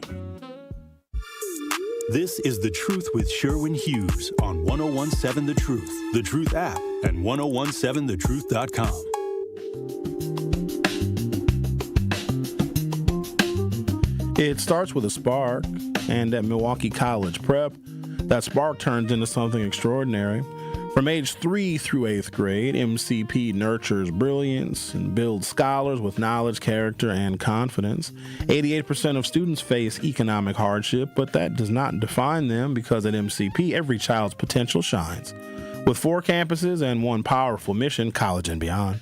Milwaukee College Prep is free, high-performing, and open to all Milwaukee families. Visit MilwaukeeCollegePrep.com to enroll or get involved. That is MilwaukeeCollegePrep.com, where Milwaukee's future begins to shine. I think it's a good idea to ban. That food is poison. It really is. Junk food. And if you are relying on us, and we're okay with it though. We're okay. There's no major political movements to cancel SNAP and EBT. You want to know why? Because the largest number of people that are on it are white folks. And I'm okay with feeding hungry white folks. I'd rather give them a little bit of my tax money so they can eat, because otherwise they'll eat me, and I'm delicious. I'm fine with that. But also, if you can't afford to feed yourself and we're feeding you, we want you to eat healthy. And maybe this forces and encourages people to use, I don't know, the internet and YouTube for good. Like, oh, if I can't buy chips and candy and soda, poisoning myself and poisoning my family, let me do a little research. Let me look up some stuff of what I can do, with fruits and vegetables and how I can prepare meals. And also, that stuff is expensive. It rips people off. They get ripped off buying all that junk food. Representative Clint Moses, a Republican from Menominee, is one of the lawmakers behind the bill. He believes that insurers' benefits are used to support healthier choices. SNAP should help people eat better and live healthier lives. On its face, isn't that a good idea? Isn't that what we want? If the government and the taxpayers are providing you with money so you can feed your family, we don't want you eating yucky stuff. You make a whole bunch of money and you lift yourself up by your bootstraps and, you don't need SNAP anymore because you make so much money, right? You can buy all the chips and the candies that you want to. I haven't had one in a long time, but I like Pringles a lot. They're perfect. You ever put 2 Pringles in your mouth and you make them look like duck lips? Who doesn't do that? They just have a perfect crispity crunchiness, and they're stacked. You can snack them. You can make a Pringles sandwich, but you shouldn't be buying Pringles and eating Pringles with the EBT. You shouldn't be giving that to your children, and your children are growing up on the Pringles. And then you throw the can of Pringles on the ground, and then Torilo's got to have a cleanup to pick up all the Pringles cans. It's really very troubling for me. SNAP should help people eat better and live healthier lives, Moses said. When taxpayer-funded benefits are routinely spent on products that continue to contribute to chronic disease, it hurts families and drives up Medicaid costs for everyone. All of that is true. 18 other states have similar restrictions that will go into place at some time in 2026. According to the U.S. Department of Agriculture website, quote, the Trump administration is leading bold reform to strengthen integrity and restore nutritional value to SNAP. Had they not said that part, I would take the legislation a little bit more seriously. I just don't think anything, because they have so discredited themselves, the Trump administration, that when in the quote it says the Trump administration is leading bold reform to strengthen integrity and restore nutritional value within SNAP, you would like to believe that if they're going to strengthen integrity, they should start with the president and call for him to resign. Opponents of the bill say it limits options for those living in poverty. Neil Patel at Bayview Supermarket says customers who qualify for SNAP benefits have already fallen on hard times, and this bill could make it even harder for families. Limiting what people can eat to that extent, it becomes a sticky situation, Patel said. I think you let people eat what they want to eat. I think you let people drink what they want to drink. You can't do that. You can't just let the American people, and I'm talking about just writ large now, not just in Wisconsin, not just in Milwaukee. You can't let Americans do just what they want to do. If you're dependent, and we're okay with that because some people fall on hard times and we're Americans and we all love you. To be an American, you got to love all Americans. And not all of them. Some are unlovable, but whatever. But we want people to be healthier because it does drive up Medicaid costs.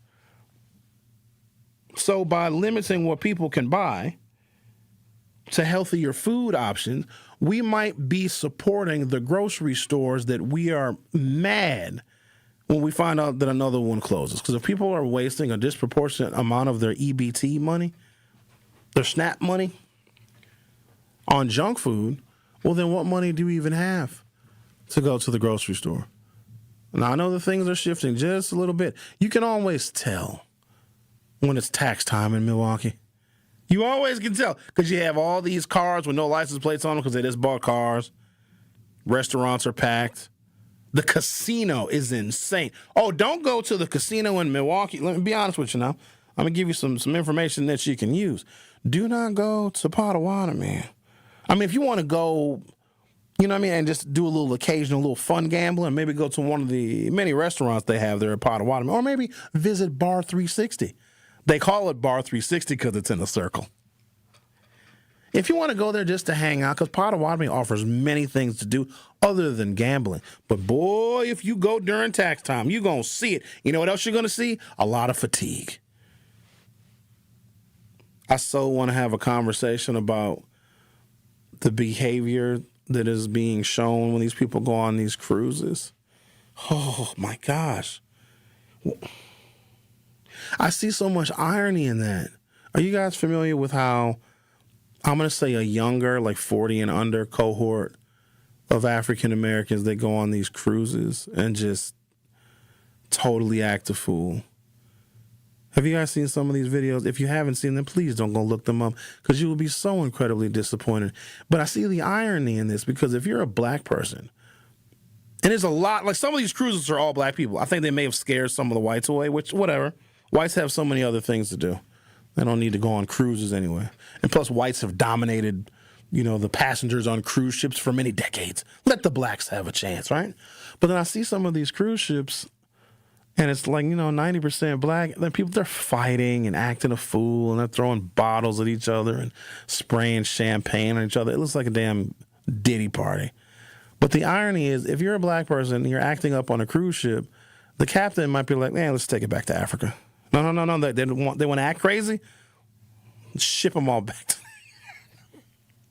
Don't we have boat trauma? Shouldn't we have cruise, big boat trauma? And they show these images of these black folks on the deck of the ship, just packed, just so crowded. And then I saw a side-by-side picture of how they used to pack us in like human sardines on slave ships. And I'm like, we're only like 3 or 4 generations removed from that. It's amazing how the way things can change, how we were forced on boats. Now we choose to go on boats, act a fool, and then maybe the boat should go take everybody to Africa. Quote, limiting what people can eat to that extent, it becomes a sticky situation, Patel said. I think you let people eat what they want. I think you let people drink what they want. So the Wisconsin State Assembly has passed a bill that limits what people can purchase when they're on SNAP and or EBT, saying that junk food is no longer permitted. And there's other states, I believe 18 other states, that have passed such provisions. If the Republicans had not branded themselves as a political party that's at war with everyone who doesn't support Donald Trump, you would think that this bill would be sincere because they are concerned about the health and well-being of people. And maybe they are, but it's just really hard to decipher. It's hard to tell if they're being decent with this bill because also I got to remember the majority of the people nationwide that are receiving these benefits are white people. And I can see Republicans wanting their voter base to be healthier so they live longer, so they can cast more votes for Republicans. And also, if people are eating healthier, it is going to dramatically reduce the per capita expense on healthcare. But it's just hard to tell if they're legitimately being sincere. So I got some details here. I want to know. Now, the details are kind of scant, but they exist. And I collected some information because I want to give you guys all of the facts. People that receive EBT, because there's a way in which we can track their spending. What are they buying? Okay? Just curious. African American households in the greater Milwaukee area, between 38 and 45% of EBT/SNAP spending is on junk and ultra-processed foods. Ladies and gentlemen, that's horrible. That really is. Basically half is spent on food that is poisonous. That includes sugary beverages, soda, sweet tea, and energy drinks. Oh, energy drinks, by the way, they're really, really bad for you. Andrew, did you know that? The energy drinks, they're real bad for you. They got stuff in them you're not supposed to be drinking. They're awful for you. Yeah, good. I'm glad you... Give you a heart attack if you're not careful. You don't want to have a heart attack now. Kidney stones? You don't want those either. I found out what a kidney stone was when our football coach, we were playing Franklin, at Franklin. Fierce rivalry. Brown Deer at Franklin, 1992. I remember like it was yesterday. And we were not playing up to our potential. The Falcons were not falconing. We were not hitting hard. We were missing our tackles. Defense wasn't causing any turnovers. Franklin was running all over us. And we had a very animated coach because back then, coaches were different. Back in the 20th century, coaches could do and say things that'll get them canceled, fired, and protested against now. So we had one of those kind of coaches. Imagine a Wisconsin version of John Madden. That was our coach. He was even built like John Madden. And he was very angry at how poorly we were playing. And this is how I found out about about kidney stones. Now, I can't use the exact terminology, but our coach said, and I'm not going to scream the way he screamed because I would lose my voice if I did. Here's basically what he said. Hey, guys, I should be at the hospital right now because I have kidney stones and I am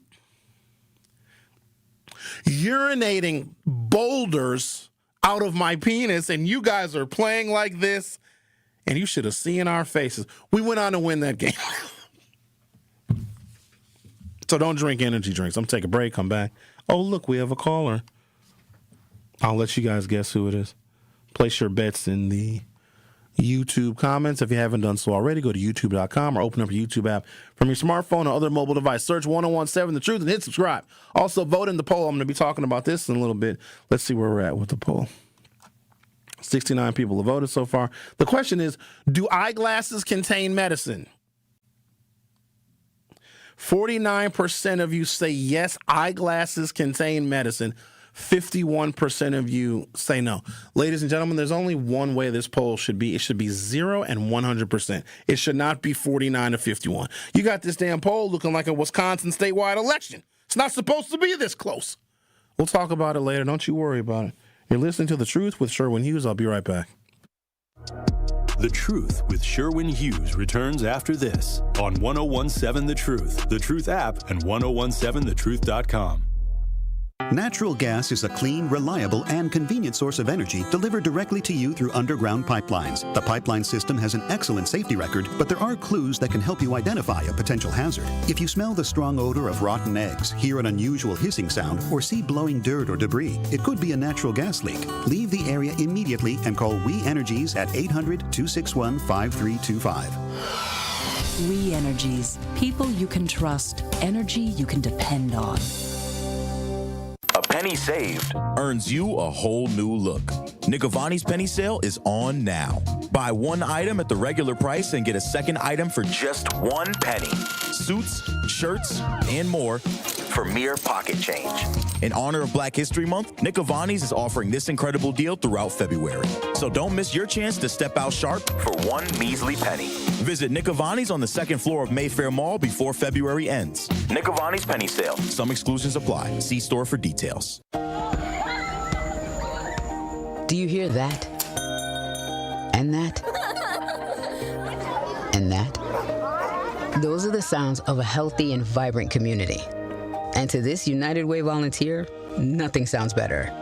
They're the sounds of children being given greater chances to succeed in school. The sounds of neighbors receiving the support needed to overcome challenges, both big and small. They're the sounds of families gaining access to quality health care and nutritious food for their tables. And they're the sounds of members of our community who've benefited from United Way's financial education programs. See, wherever there's a need in our communities, there's a United Way. People working together to respond and growing the good for everyone. United is the way. So join us by getting involved or giving back. Learn more at unitedway.org. 70 million people in the U.S. have learning and thinking differences, like ADHD and dyslexia. Each has their own story. This is ours. At first, I thought it was just a phase. Then schoolwork became a struggle. Emotions got bigger, and my kids started falling behind.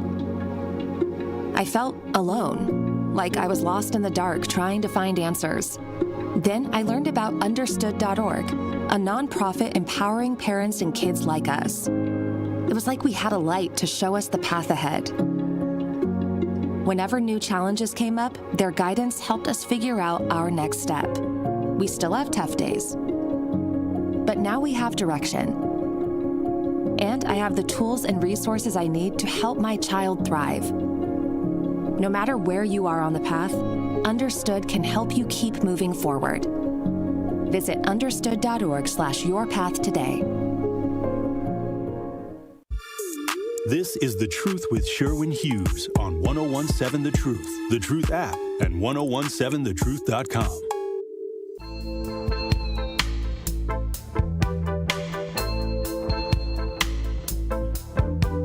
The award-winning 1017 The Truth proudly celebrates Black excellence and the most monumental moments in our history. All month, we're honoring the voices, the stories, and the achievements that have shaped our past, empowered our present, and continue to inspire our future. Tune in for Dr. Ken's Trivia and Tori Lowe's Our Voices, Our Stories. Tune in all month as 1017 The Truth celebrates Black history. 1017 The Truth Celebration of Black History Month is proudly sponsored by Educators Credit Union. All right, let's talk to someone who says they go on cruises. I hope you keep this about cruises, Alan. Alan, I hear your dogs, man. I know you're there. Yeah, I'm here. They're upstairs. I'm mopping. I replaced the tile and I'm mopping. But yeah, we go on cruises. You want to do a good cruise? You know where you go? Over to you do like these river cruises in Europe. They're pretty. We did a Baltic cruising, and then we did a Rhine River cruise. It's fun. It's good stuff. You get what you pay for. What I like about those is that the ship is not that big. It's more intimate, and pretty much everybody's on the same level. You all paid the same amount to go there, so it's not like a first class, second class, and that type of stuff. Everybody's pretty much. You got some rooms you'll pay a little bit more for, suites, if you will, but it's not that big a deal. You get what you expect. What I was going to tell you about is the casino. You know what else is fun to do at the casino? Just watch people. Go there and just watch and see how they act. We go. And I can play cards. I never won a lot. I don't bet a lot, but I usually don't go home. I usually go home. What I'll do is, as soon as I win, that's what I'll play with. If I hit anything, whether we're playing slots, all the rest of the money gets put away, and then I'll usually leave. I won't go in with a lot of money. To get more, you'd have to go out to your car to get your wallet or something. So I don't do that. Anyway, how you doing? Doing great, Alan. Talking about SNAP benefits being banned from buying unhealthy food, junk food, and the chips and the sodas and the sugary drinks. That's what we're talking about. I think that's a good thing. The thing with that, do I think it's a good thing that the government does it? Or do I think I think this. I haven't taught in a while. I think 2.5 years ago, maybe I retired. I'm going back again. But I had a third grader. This was not a black, this was a white kid, right? And third grade. And this boy had to weigh at least, I never weighed him, but he weighed over 200 pounds. And, he was so big, Sherwin, he could not walk up and down the stairs of the school without stopping. When he went out for recess, he would literally sit on the ground. And I'd be like, hey, man, come on, buddy. You got to get up. We got to move around. You got to do something. You can't just come out here for recess and sit on the ground. And the crazy thing was they would just, at school, at the lunchroom, they would just give him more food. As he walked, he'd just walk up, and I'd watch this, and I'd be like, oh, my God. But the reason you'd like that, there weren't kids like that when we were younger. The biggest kids were like, I don't know, probably the size of a kid in shape now. It's just weird how that's changed. There's too many obese children and too many obese adults. If you get SNAP benefits, you get SNAP benefits. That's between you and however you get them, right? I don't care about that. People do need benefits. Just people don't have as much money as other people. Just like where we live right now, there's people can't go to a grocery store. The buses, they're cutting bus routes. The closest store over here is the Save-A-Lot. And some people don't like Save-A-Lot. Maybe they don't trust this, but they limit what you can do. So these people are a lot of people. They're limited to shopping what's near their home. And what's near your home is these Hindu mini marts and such, right? All right, let's land the plane. So, let's bring it down. Get the landing gear. I think I'm doing remarkably well. I'm doing pretty well. All right. Okay. I just wanted to touch on all your topics. Oh, about the boat. One more thing about the boat. You're going Don't forget back about the Irish and Cromwell. Alan, you got the landing gear down. You got to get on Cromwell and the Irish, runway. My friend. Get on the runway. The tin mines. That's where we were. Cromwell sold the island, buddy. Have a good one. Why do you put the landing gear down? You see the runway. The tower has cleared you. No, I think I'm going to go back up to 25,000 feet. Marlon, you're on 101.7 The Truth. How are you? Good, and yourself? I think I'm doing okay. What's on your mind? So he was kind of alluding to what I was going to say is I think we need to look at where the SNAP benefits are being used.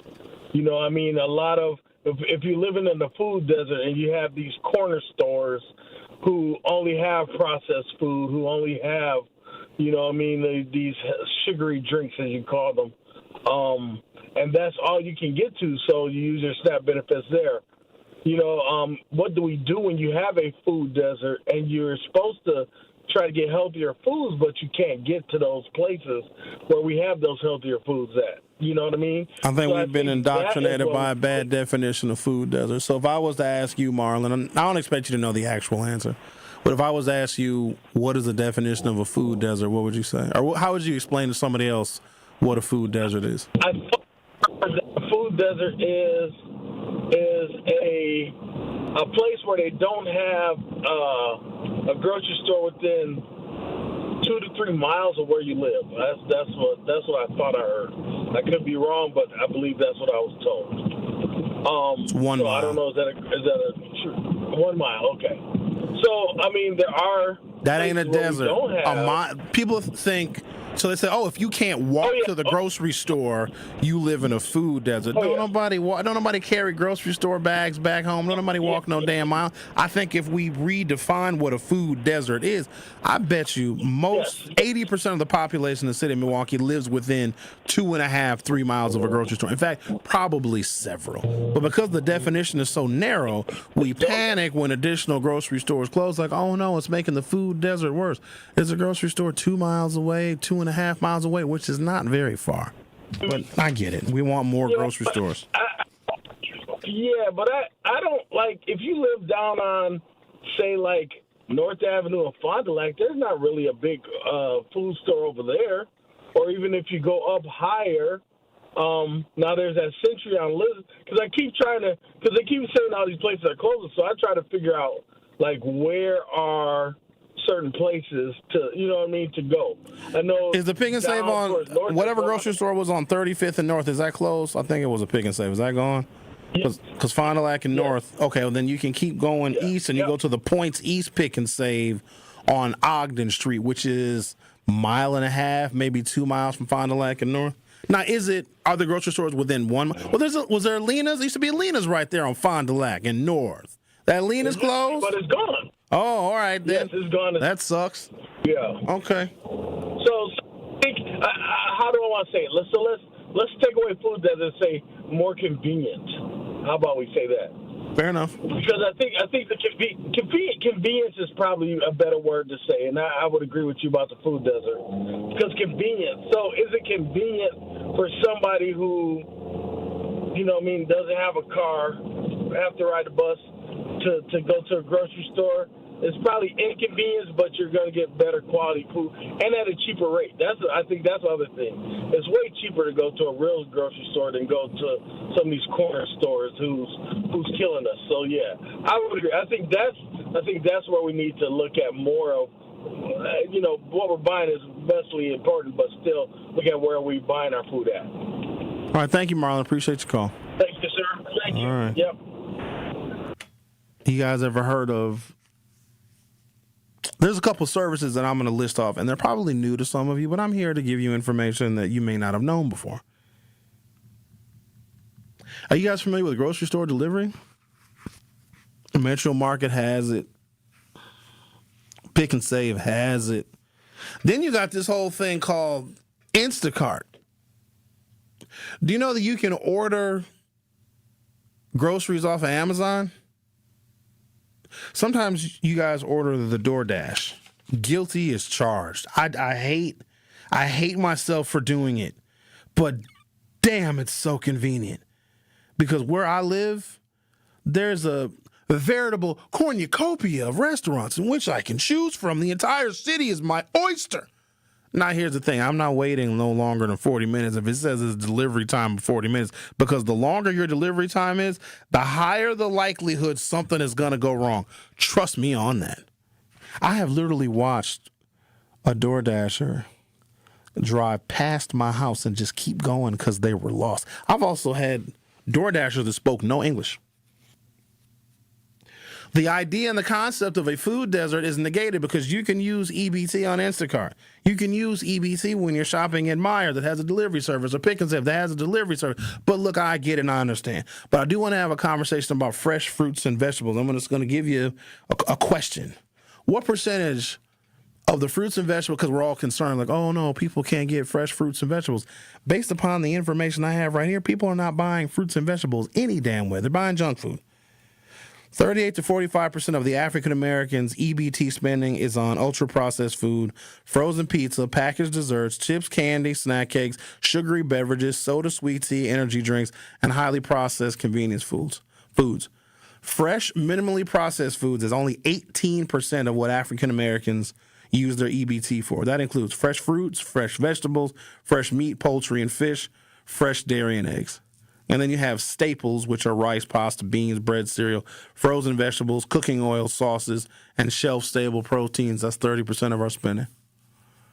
Junk food and sugary drinks nationally is 30%. So in Milwaukee, we spend a higher proportion of our EBT spending on the most unhealthy foods. Where do you think our produce is grown? Do you think that all the produce you buy, yeah, maybe you buy the apples and the pears and the peaches. And maybe you buy the grapes and you buy the avocados from Mexico. And you buy all of what other produce is. It's spinach and celery. It's collard greens. It's watermelons. It's mandarin oranges. It's red peppers and green peppers and hot peppers and jalapeno peppers and sriracha peppers. What else? Cauliflowers and celeries and cucumbers and all different kinds of cucumbers. Not to mention the tomatoes. You got all sorts of tomatoes. You got an heirloom tomato. You got a beefsteak tomato. You got a Roma tomato. A lot of different kinds of produce. What about bananas? I know you love banana. You like to eat bananas. Bananas are delicious. You can just eat it raw, or you can put it in a pudding. Onions, there's so many types of onions, yellow onions and Vidalia onions and red onions. There's so many different types of produces. Lemons, limes, kiwis. When's the last time you had a kiwi? Kiwi's very good for you. It's hairy though, it's fuzzy. Kiwi feels like an unshaven face. Where do you think that stuff has grown? Let's think about that. I'm going to take a break, come back, we'll talk to Russ. There's an assembly bill that is limiting what people can purchase if they receive SNAP and or EBT benefits, because they don't want individuals who are, a lot of them are already unhealthy, and the children are very unhealthy. Alan just called in a little while ago and said there's a bunch of fat kids running around. In fact, fat kids can't even run. They roll. That's not funny. That's not good. But there's so much high fructose corn syrup in our food. It's really, really unhealthy for you. It does pack on the pounds and it builds the cortisol and you get the belly fat. It's very not good for you. That visceral fat is very bad for you. And so if people that are on EBT, and if you are asking the taxpayers to supplement your nutrition, which we'll gladly do, we want you to eat a little healthier. That's all. We love you so very much. We love you a lot. We love the EBT people. We love them. You can see them walking down the street. They're just doing their thing. They're just minding their own business, just relaxing and just EBTing themselves to death. We want them to eat healthier. There's nothing wrong with that. You're listening to The Truth with Sherwin Hughes on 101.7 FM. I'll be right back. More of The Truth with Sherwin Hughes is next on 101.7 The Truth, The Truth app, and 1017thetruth.com.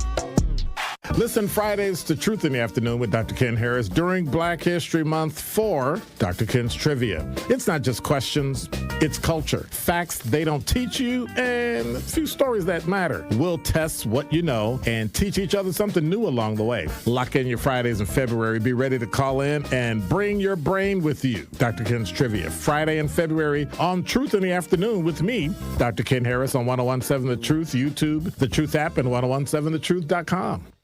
Life's better with American Family Insurance because we know you love working weekends. If it means working on your dream home, both inside and out. And we're here to help protect those dreams so you can enjoy peace of mind. Save up to 40% when you bundle home and auto. American Family Insurance. Get a quote and find an agent at amfam.com. Products, pricing, and availability vary based on where you purchase insurance and by state. Some exclusions apply. American Family Mutual Insurance Company, SI, and its operating companies, 6000 American Parkway, Madison, Wisconsin. Many wins. Many, many, many, many wins. Waiting at Potawatomi Casino Hotel Milwaukee. This February, you could break the bank and get down with a share of $300,000 in prizes. Bust out your rewards card and play to earn entries. It all goes down with Thursday drawings. Break the bank. Only at Potawatomi. More info online. Must be 21 and a rewards member to play. Hi, this is Sherwin Hughes from 1017 The Truth, and I want to talk to you about something bigger than just buying a house. I'm talking about building a legacy. Owning a home isn't just about four walls and a roof. It's about giving your kids a place where memories are made, where birthdays are celebrated, and where they always belong. It's about planting roots, knowing your neighbors, waving from the porch, and being a part of a community that feels like family. If you've been renting and wondering if home ownership is even possible, Axe Housing is here to work with you. An Axe Housing coach will help you create a plan, a budget, and move step by step toward owning a place you can truly call your own. They've already helped over 4,000 families become homeowners, and many are paying less than they were paying for rent. Don't let where you are today stop your families tomorrow. Start your journey at axehousing.org. That is ACTShousing.org. Your legacy begins at home. This is The Truth with Sherwin Hughes on 1017 The Truth, The Truth app, and 1017thetruth.com.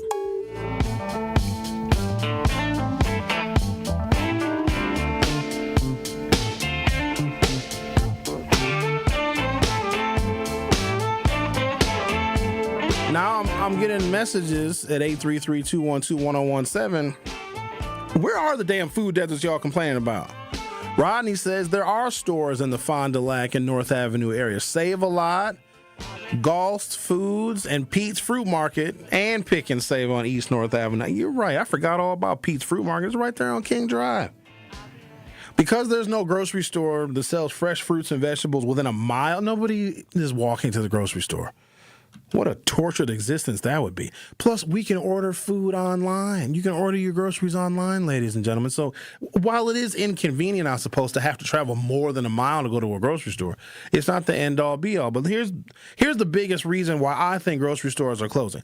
We are not buying high markup produce. It's very expensive because the produce you buy, you got to eat it. You got to eat it quickly, otherwise it'll go bad. The thing with processed food and frozen food, it lasts longer. It's shelf-stable. You can put the frozen pizzas in the refrigerator, and frozen pizzas are cheap. You can get 10 frozen pizzas, and then the kids get hungry, you turn on the oven, or you got a little pizza oven, and you make the frozen pizza. Very convenient. Not healthy, but easy and convenient to see. Simple. Not healthy, but easy. It's food places all over the damn place. 60% of the produce that you see at your grocery store is grown in another country. You know what that means? Tariffs. It's too expensive. And if we have limited dollars, and even if you make good money, you felt the impact of the increase of grocery store prices because we don't really produce all that much food here in America. We produce processed food. Let me take that back. But fresh fruits and vegetables, we import a lot of this stuff. A lot of your grapes are from South America. A lot of your avocados are from Mexico. Places that have different growing seasons than the United States does. Places where their whole economy is selling produce to the United States. But because that stuff is produced overseas or in other countries, Donald Trump has put a worldwide 15% tariff. So even if we do have more grocery stores, all of the produce, 60% of which is grown somewhere else, is going to be at minimum 15% more expensive, assuming the grocery store doesn't cover the price of the tariff. And so if the grocery store does cover the price of the tariff, here's another situation they're going to have. They're not going to hire as many people. And I know you guys get mad at self-checkout, but those are some of the unintended consequences of having a president that is intentionally making everything more expensive. And all it's doing is hurting the American people. So yes, more grocery stores are going to close because statistically we're not even buying the fruits and vegetables, mostly because that's not really in our diet and they're too damn expensive. The story I want to tell you guys about a young African-American entrepreneur. Jalen Greenlee is his name, and I've known Jalen since he was 2 years old. In fact, his father, Jesse Greenlee, was one of my first bosses. Jalen, at the ripe age of 21, started a company called the Flora Fruit Company because Jalen, at 21, realized that African Americans are not eating enough fruits and vegetables. So it was a subscription service. And every month they'll send you, or every month or every week, however you want to structure it, they will send you a box of fresh fruits and vegetables. And you can select what fruits and vegetables that you want to get. And this is a black-owned company. Jalen was a young entrepreneur, 21 years old. And I remember that was one of our first advertising partnerships at 101.7 The Truth, the Flora Fruit Company. I remember like it was yesterday, and Jalen brought in a box of delicious apples, and it was oranges, and it was grapes. It was so many different fruits. And some of you may remember, I know you remember because you yelled at me, and if I see a ripe apple, I'm going to bite into it because I love a nice crispity, crunchity apple. And I ate it on air. I'm going to pause right there because I remember what you guys said when I was eating that delicious fresh produce, promoting the Flora Fruit Company on air. But first, let's talk to Russ. Hi, Russ. You're on 101.7 The Truth. Thank you for holding. What's on your mind? Oh, yeah. I was going to say, I know you mentioned that somebody said that Lena's was going on Fond du Lac, but I was going to say that that's a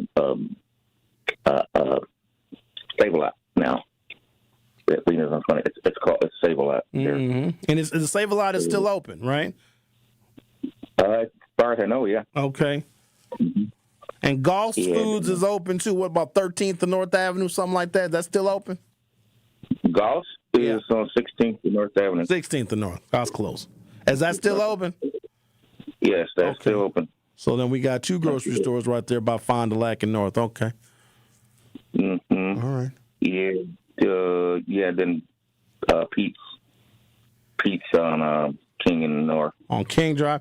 And then you got the Pick and Save on East North Avenue as you're headed toward the east side, like North and Humboldt. You got to pick it. That's plenty of grocery stores. Right. And then one on Ogden is not too far from there.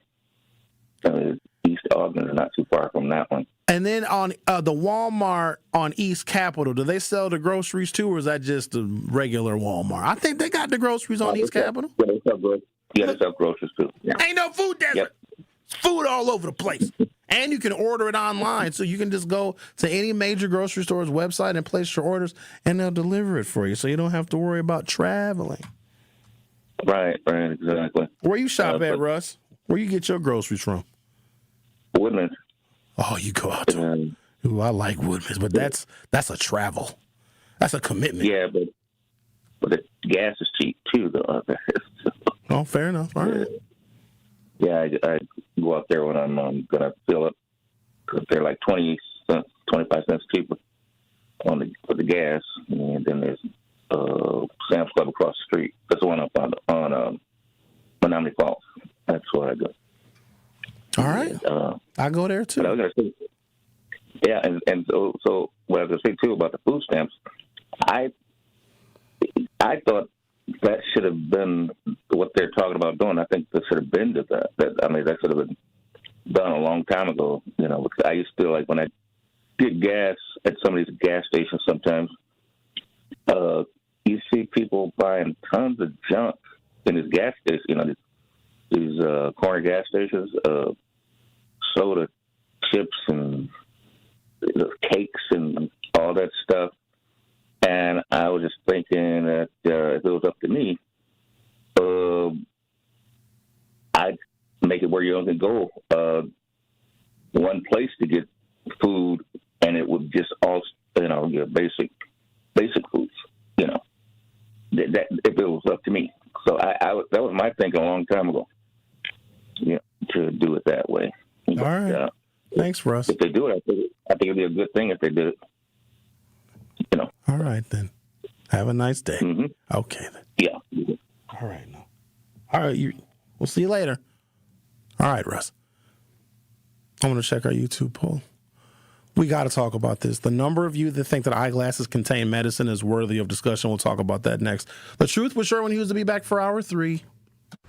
Lloyd Barbie wasn't just a civil rights leader in Milwaukee. He was the man who forced the city to change its laws. In the 1960s, when segregation shaped housing, schools, and political power, Barbie didn't stop at protest. He went to court, and he won. His landmark lawsuit against Milwaukee public schools proved that segregation wasn't accidental, but deliberate, making Milwaukee one of the first northern cities legally challenged over school segregation. That victory exposed how inequality thrived not just through prejudice, but through policy and planning. Later, as an alderman, Barbie helped pass Wisconsin's first fair housing ordinance, opening doors that had been legally closed for generations, and setting a model other cities would later follow. Barbie believed civil rights weren't symbolic, they were enforceable. Lloyd Barbie showed that real justice comes from persistence, strategy, and the courage to make institutions answer. This Black History Moment is sponsored by Educators Credit Union and Tayback Law. It's time to plan for kindergarten. Will your child turn 3, 4, or 5 by September 1st? Learn about kindergarten programs and enroll now. Explore schools across the city that offer traditional kindergarten, Montessori, and more. MPS students enjoy art, music, physical education, along with reading, writing, math, and science. Find out about bus transportation and before and after school care. Enroll for fall 2026 by March 2nd. Get the details at mpsmke.com/enroll. Junior achievement is where dreams take flight. We are helping students connect what they learn in school to future work and career success. We are teaching them how to manage money to achieve financial security as adults. And we are showing them that starting a business also means changing lives and communities. However, we can't do it alone. Find out how you can help. Dad's gonna be far side, good. What should I do with my dress? Do little wiggles. The slate's coming in. What does it feel like when you're down or having a bad day? It feels sad, like you just don't want to do anything. All my little emotions in my head is just running crazy. I don't know what to do. As a teacher or coach, do you ever feel overwhelmed supporting kids' mental health? I had never experienced players being so down that they can't even participate. He's just in tears in the huddle. I didn't know what to do. Teachers need tons of help. Kids Mental Health Foundation offers educational materials to help guide conversations with our students. It's so important that we are constantly educating ourselves. It's the same as the CPR class to me. We're trying to save a life here. The Kids Mental Health Foundation has free tools and information developed by experts because kids' mental health starts with all of us. Scan the QR code or check out kidsmentalhealthfoundation.org to get started. You're listening to the new 1017 The Truth, founded in partnership with Associated Bank. Your money works here. 1017 FM, 1510 AM, WGKB Waukesha, and W269DL Milwaukee. Locally owned Good Karma brand station. This is The Truth with Sherwin Hughes on 1017 The Truth, The Truth app, and 1017thetruth.com.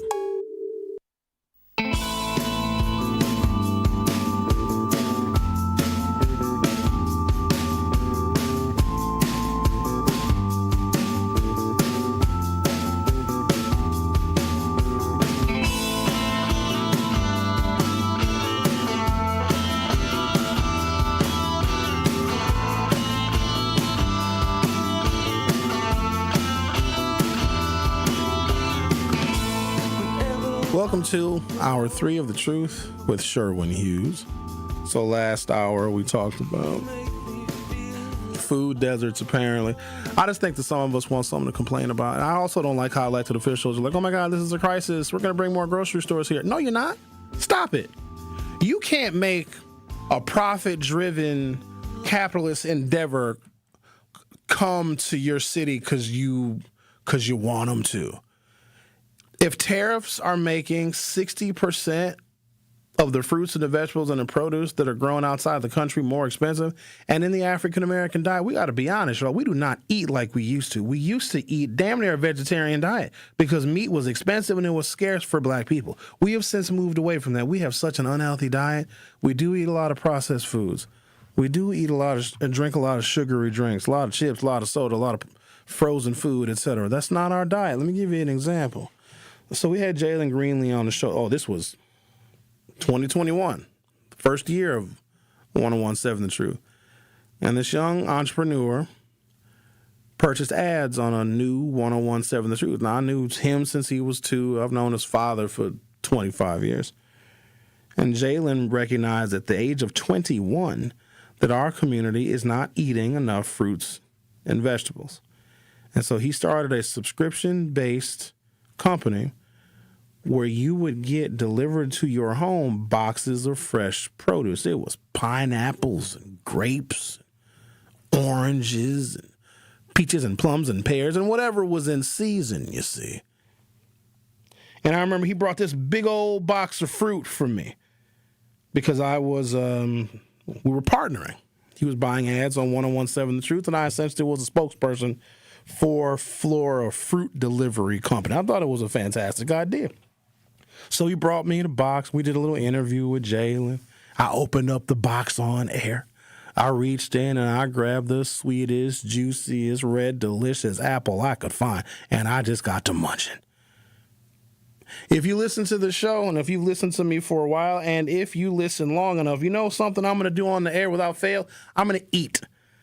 You guys have seen me eat pizza. Jonathan Dye from Mr. Dye's Pies. He used to bring us all sorts of pies and cakes and banana breads. Side note on him. I was walking past one day because, he's right here at the 3rd Street Market Hall. I'm walking past, and Jonathan happened to be at Mr. Dye's Pies that day that I was walking past. He said, "Hey, Sherwin." I said, "Hey, Jonathan, I ain't seen you in a while." He's like, "Sherwin, I got a new pie." I said, "What? Say more." He's like, "I make these blueberry pies." I said, "You do?" He said, "Yes." All of a sudden, me and him started whispering. I don't know why. He said, "Sherwin." I said, "What?" He said, "I make you with a little taste of ginger." I said, "I know you lying." He said, "I ain't lying." He said, "If I'm lying, I'm dying, and I'm healthy as hell." I said, "Here you go. Take a slice of this blueberry pie with a little taste of ginger." I said, "I think I will." He said, "You know what, Sherwin? Take 2. I got home, because I mean, a little ginger and some blueberry pie, I don't know how that's going to taste now. I'm not sure how that's going to be. Let me tell you something.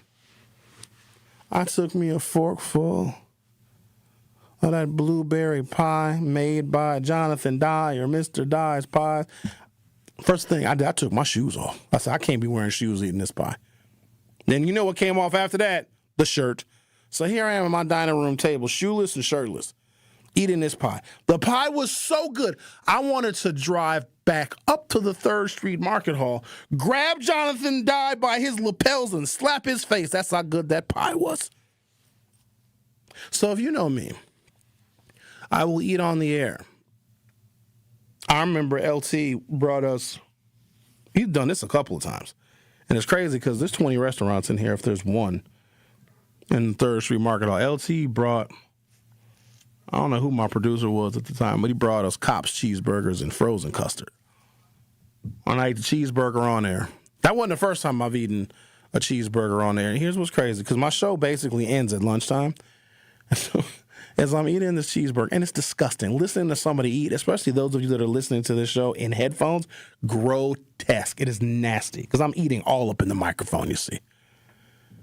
But when I ate a cheeseburger or a slice of pizza or something unhealthy, 99% of the time, you know what you all said when you commented? "Ooh, that sounds good. Ooh, Sherwin, I think I'm going to go to Cops and get me a burger. Oh, that sounds delicious." Even though it sounds disgusting listening to somebody eat. But most of the people that heard me eating unhealthy food like pizza or cheeseburger on the air said, "Ooh, I want pizza now. I got a taste for some pizza. I think I'll go on down to Zaffiro's. I'm going to go get me a pizza." Because you hear me eating the pizza. Or if you're watching on the YouTube, you see me chomping on the pizza. I like a cracker thin crust, by the way. Just FYI, I don't like no thick pizza. Thin. Women, thick. Pizza crust, thin. That's my preference. Get mad if you want to.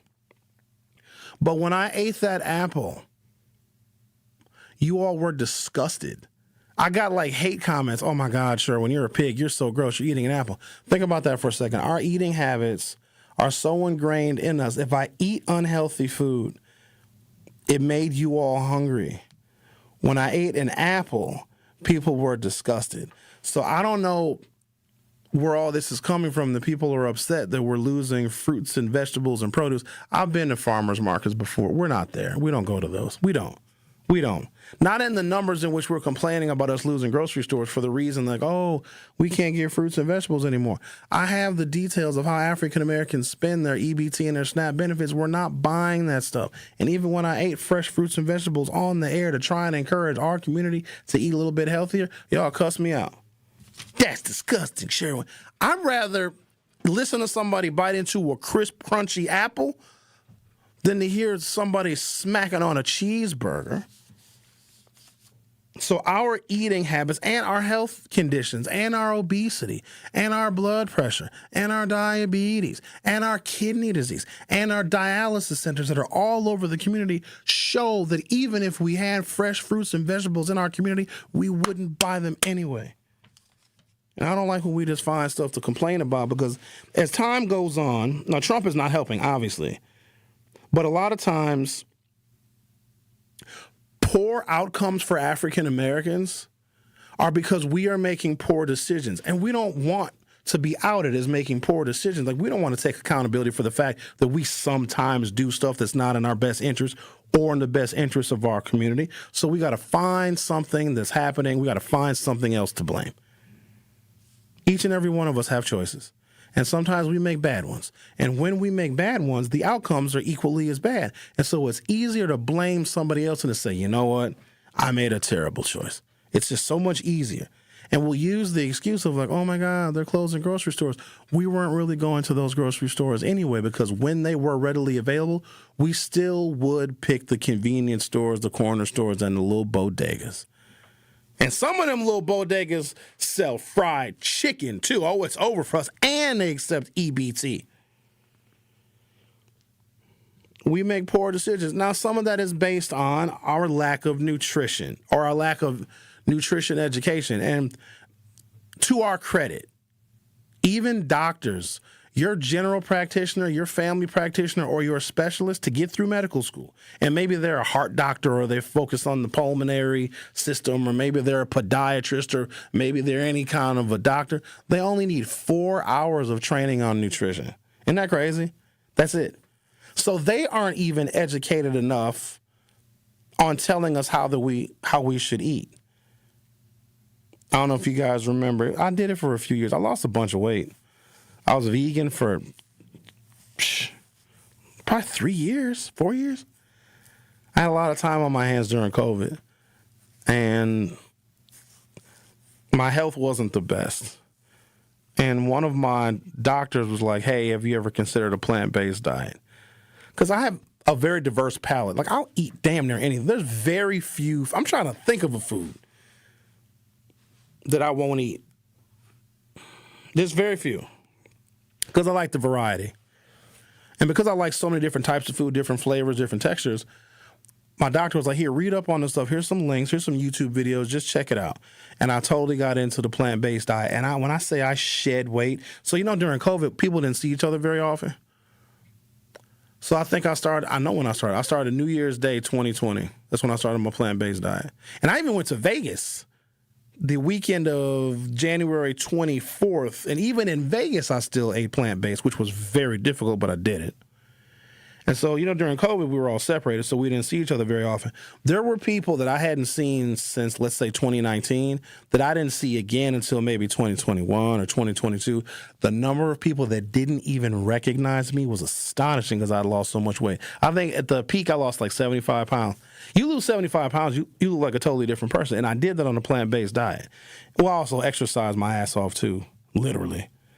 But what I found is that if you're on a plant-based diet and you exercise, it turbocharges your weight loss. So let's say I was just eating normal food and eating chicken and beef and red meat, same amount of calories, and then exercising, maybe I would lose 2 pounds a month, maybe 2.5 pounds a month. On a plant-based diet with the same amount of exercise, that 2 pounds a month was more like 6 or 7. Remarkable it was. But oh, meat is so good. It's so meaty. Let's talk to, hello, Denise. You're on 101.7 The Truth. Hi. Good morning. Good morning. I was just calling to say that a lot of people don't know how to pick fruit and what is good fruit when it's ripe, and so they steer away from it. And then the other thing is, fruit costs a lot of money. It sure does. And you got to eat it quickly. It doesn't last very long. That's what makes it so expensive. You buy a bunch of produce, you got to eat it that week. Month, you got to buy a week. Yeah, for the week. Mm-hmm. Yeah. So that's part of the problem. And I know my grandchildren say, "Oh, you get such good fruit." Well, I know how to pick it, and I don't buy the already sliced up stuff. I don't trust it. Too expensive. I have to buy the yeah. But I like to buy it so I can see. Oh, is it ripened? You know, like your watermelon, your cantaloupe. You know, your grapes are hit and miss, but you know, kiwi. Things like that, but I think part of it is that it's expensive and they don't know how to pick it. Thank you, Denise. So that's all I had to say. All right, appreciate you. All right, then now, Denise, let's talk to Ready Red coming at you, holding his ground like an MF statue. What's going on, Ready Red? What's up, man? Hey, man, let me ask you a question. Yes, sir. Hey, man, since when the government give a damn about what black people eat and they're healthy? Since when? Hey, look here, bro. They sit up there. They gave our ancestors the bad part of the hog while they took out the good part of the hog and stuff and gave us chitlins, hog maws and stuff. So what's that? What is all and everything they care about black people and their health? Man, they wouldn't care if we all drop dead on the street. They got all these old foreigners around there. So what they care about our health, man, and what we eat? Since when? I'm going to tell you what. So the majority of people that are receiving – so you're referring to the Wisconsin State Assembly passing a bill saying that we can't buy unhealthy food with SNAP.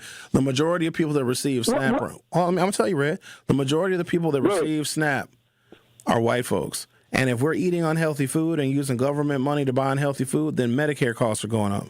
Medicaid costs are going up. So the government is saying we're going to limit or eliminate the unhealthy foods because you're making healthcare costs go up because it causes obesity and it causes type 2 diabetes and all those other things. It ain't got nothing to do with black folks. I know we want to make it about us, but we as black people, independent from that, we just make bad food choices writ large. Since when? Look here, bro. Let me tell you what I do. You were just talking about. Okay? Hold on, Red. You called me. Now let me talk, bro. Okay. So you made conversation about that they gave us the most discarded parts of the pig because that's how little respect they had for us. But you know what's crazy? Now we choose to eat that food. Ain't that wild? And it's pure poison. It's pure fat. It's pure chemicals because pigs eat anything. Ain't that wild? We were forced to eat that food. That was the only meat that we had because we as black folks were vegetarians. And we actually were living longer and were healthier when we were eating those vegetarian diets.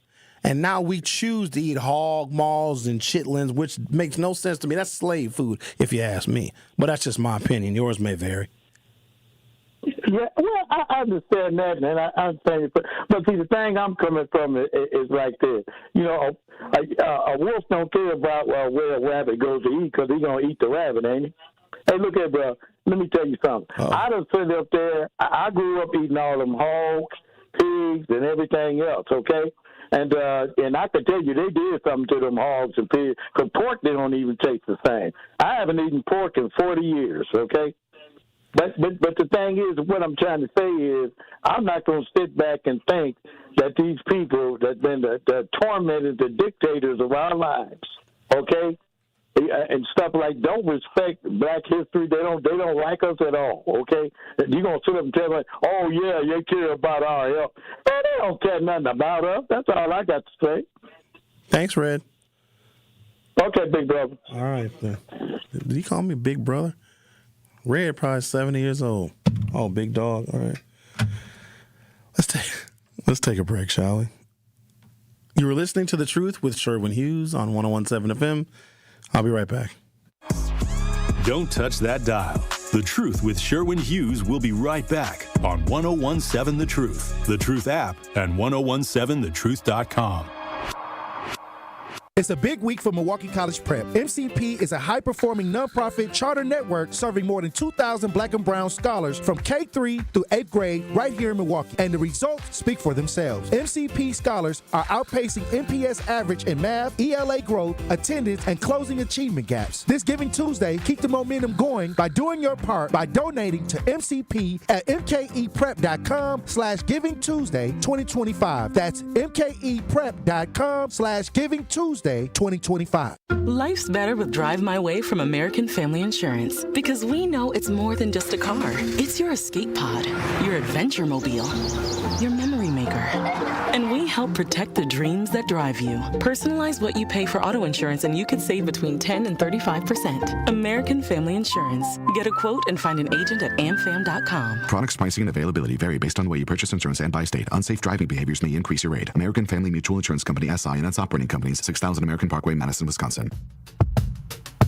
Hi, this is Sherwin Hughes from 1017 The Truth, and I want to talk to you about something bigger than just buying a house. I'm talking about building a legacy. Owning a home isn't just about four walls and a roof. It's about giving your kids a place where memories are made, where birthdays are celebrated, and where they always belong. It's about planting roots, knowing your neighbors, waving from the porch, and being a part of a community that feels like family. If you've been renting and wondering if home ownership is even possible, Axe Housing is here to work with you. An Axe Housing coach will help you create a plan, a budget, and move step by step toward owning a place you can truly call your own. They've already helped over 4,000 families become homeowners, and many are paying less than they were paying for rent. Don't let where you are today stop your families tomorrow. Start your journey at axehousing.org. That is ACTShousing.org.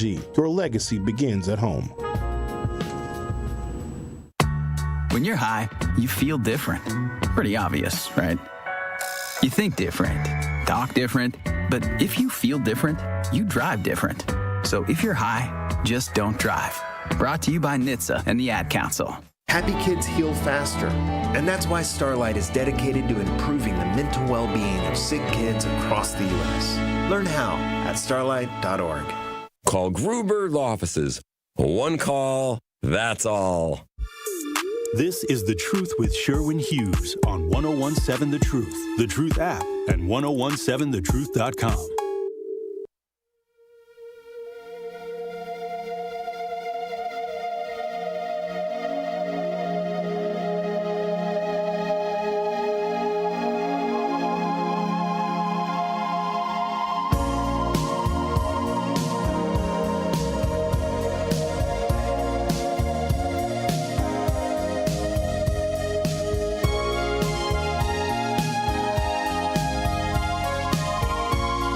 The United States no longer grows most of its own produce because subsidies favor corn, soy, and wheat. Produce farming is too labor intensive, and guess who are the people performing those farm labors? I'll let you just figure that out on your own. You need a hint? Yeah, the people we're deporting. You want fresh fruits and vegetables to be reasonably priced at your grocery stores, to not be impacted by tariffs? Stop deporting people who are harvesting those fruits and vegetables. Side note, I just found something out over the weekend. I had a very interesting weekend, to say the least. A lot of stuff happened. I had an altercation with a Mexican in my front yard. It was very ugly. Very ugly. I mean, it's not that I think he should be deported, but that kind of behavior, I should probably tell that story, otherwise you guys are going to think I'm racist. But because we don't grow our fruits and our vegetables here in the United States, they're grown overseas and they're shipped here. They're tariffed, so they're expensive. And if people in central city neighborhoods, if they have lower incomes, they're not going to spend a higher amount of their limited grocery dollars on expensive produce, and it's not even really in our everyday diet. We don't eat like that no more, and y'all know that we don't eat like that no more. So if the grocery stores cannot withstand the high price of offering fruits and vegetables, and also if that stuff is not purchased, so if a grocery store is like, we're going to have all the fresh produce, and if we're not buying it, it goes bad. That grocery store just lost a ton of money because they paid tariffs to bring those oranges and those grapes and those cauliflowers and those celeries and those peppers over here now. So I understand why they're closing. But here's what I found out. Like the number one cause of foodborne illness, it's like, I don't even know what second place is. Second place is like undercooked chicken and salmonella, which is extremely rare. When's the last time you heard of a salmonella outbreak? Not very often. It's unwashed lettuce. They say you were never, ever, and this kind of hurts my feelings a little bit because I think I'm eating healthy when I order a salad at a restaurant. They say that salads and lettuce are not washed thoroughly enough or properly enough, and most of the foodborne illnesses come from unwashed salads and lettuce. I remember Chipotle a couple of years ago had to shut down because they had I think it's listeria.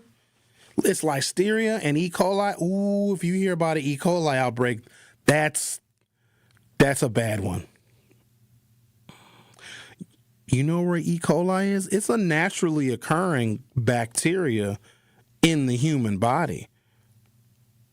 You ever hear of an E. coli outbreak? I'm sure you have, but most of you probably never dare to look up or investigate what E. coli is. E. coli lives in the intestines. Yep. That means that someone prepared your food and didn't wash their hands when they went number 2. Yuck. Climate and seasonality restraints are another reason why we don't grow our food here anymore. And there's a heavy dependence on low-cost Mexican labor. Decline in domestic fruit farming is down 36% since 2003. About half of the produce Americans eat is grown outside the U.S. About 35 to 40% of all produce is exposed to tariffs. This makes produce prices highly vulnerable to trade wars, tariffs, immigration policy, and climate disruptions. And we are experiencing all of that. And who bears the burden of that? Grocery stores do. So, of course, they're closing. Why this matters for low-income and black communities: tariff-driven food inflation disproportionately harms SNAP households, urban food desert communities, black and Latino households. Fresh produce already costs more. Transportation access is lower. Corner stores rely heavily on imported produce. Tariffs directly raise grocery prices, but ain't nobody blaming Trump for the grocery stores being closed. Y'all blaming black people for stealing. Oh, there's another grocery store closing. Black people are stealing. No, we're not. Ain't nobody stealing no oranges. The last time you saw a thief with a bag of mandarins trying to run out of a store. Tariffs are taxes on imported goods. When food imports are taxed, importers pass those costs to wholesalers, to retailers, then to consumers. Retail grocery is a low-margin industry, only 1 to 3%. That's crazy. That means that they're only making a 1 to 3% profit off stuff you're buying at a grocery store. Now, if it's a big grocery store and they're selling in bulk, then that profit, it exists. But if fruits and vegetables are tariffed and the wholesale price goes up, then they obviously have to raise the price of the fruits and the vegetables and the produce that we say that we miss in the grocery store. And so how they've offset that, we don't like that either, because you have the self-serve kiosks. You go to the grocery store and you go to and you scan. And sometimes you forget you have a 12-pack of sparkling water on the bottom of the shopping cart. You forgot. You didn't know it was there. You forgot. You didn't do it on purpose. It was not malicious. You were scanning your groceries like a good person, like a good human being. And then you scan your groceries and you select cash or credit, and you say credit and you use your debit card and you pay for your groceries and you put your bags of your groceries in your grocery cart. And the bottom of the cart, you got a 12-pack of sparkling water down there, and your groceries are covering it up because you got the groceries in the cart part. So when you look into the shopping cart, all you see is your groceries. Like, okay, good, I got all my groceries. And you got to check to make sure you didn't leave any grocery bags at the checkout, the self-checkout. I hate doing that. You ever leave a bag of groceries somewhere? Ooh, that sucks. And then you walk out to your car, and you're unloading your groceries in the back of your vehicle, and everything is fine. And as you're getting down to the last plastic sack of your groceries, the bottom of the cart is revealed. Uh-oh. 12-pack of sparkling water. Whatever shall I do? I'm black. I can't go back in the store. They'll shoot me for stealing. So I have to very quickly put the sparkling water in my vehicle and I cover it up in case the police stop me. Hi, we got a call that you may have taken some sparkling water from the Metro Mart. You mind if we take a look in your vehicle? Well, of course not, officers. By all means, help yourself. All right, step on out of the vehicle. And I step on out because I don't want to get murdered.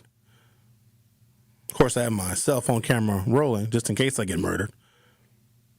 All right, we're going to search your vehicle. And they're looking in the front seat and in the back seat, looking under the seat. But in the trunk, there's a piece of cloth covering an oddly square box.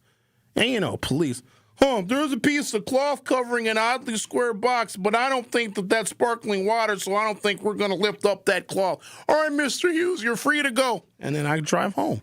It's not my fault. Why are you looking at me like I did something wrong? I'm a victim in all of this.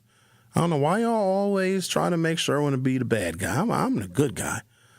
Bottom line is, if you're putting something on the bottom of the shopping cart, don't forget it's there. Okay? Is everybody okay with that? Good. Here's something I'm not okay with. The number of you that think that eyeglasses contain medicine, and so I found out about this. I didn't know this phenomenon existed. So there was a TikTok creator, or it was shared on TikTok. And whoever this woman is, she's off of the internet because she got dragged so bad. She made a post or made a video or made a reel where she says there's medicine in eyeglasses. That's what helps you see.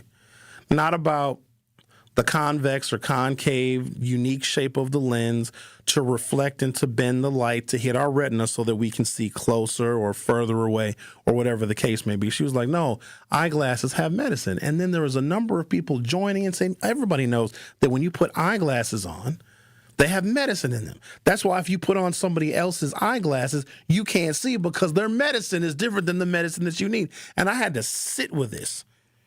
And this has been a medical myth that has gone on uninterrupted in our community for generations. People are literal. We did a poll because we do a poll every day on YouTube, right? I'm joking around. I'm thinking it's going to be 100% to 0. It's damn near even. The question we asked on YouTube, and vote if you haven't voted already, go to youtube.com or open up your YouTube app from your smartphone or other mobile device, search 1017 The Truth, and hit subscribe. The question is very simple. Do eyeglasses contain medicine? 44% of you say yes. So I'm going to take a break, collect myself, and then hopefully provide some truth to a myth that it's 2026. We have self-driving cars. We have AI. Not only do we have AI, do you guys know that there is a website where all of these different AI software programs talk to each other and you can view what AI programs? It's not controlled by humans. I'm not kidding you. AI, they have their own like chat rooms where it's only AI, it's not controlled by any people talking amongst one another. We have all of that technology and people believe that eyeglasses contain actual medicine. Let's talk about that on the other side. You're listening to The Truth with Sherwin Hughes on 1017 FM. I'll be right back. The Truth with Sherwin Hughes returns after this on 1017 The Truth app, and 1017thetruth.com. It's time to plan for kindergarten. Will your child turn 3, 4, or 5 by September 1st? Learn about kindergarten programs and enroll now. Explore schools across the city that offer traditional kindergarten, Montessori, and more. MPS students enjoy art, music, physical education, along with reading, writing, math, and science. Find out about bus transportation and before and after school care. Enroll for fall 2026 by March 2nd. Get the details at mpsmke.com/enroll. A penny saved earns you a whole new look.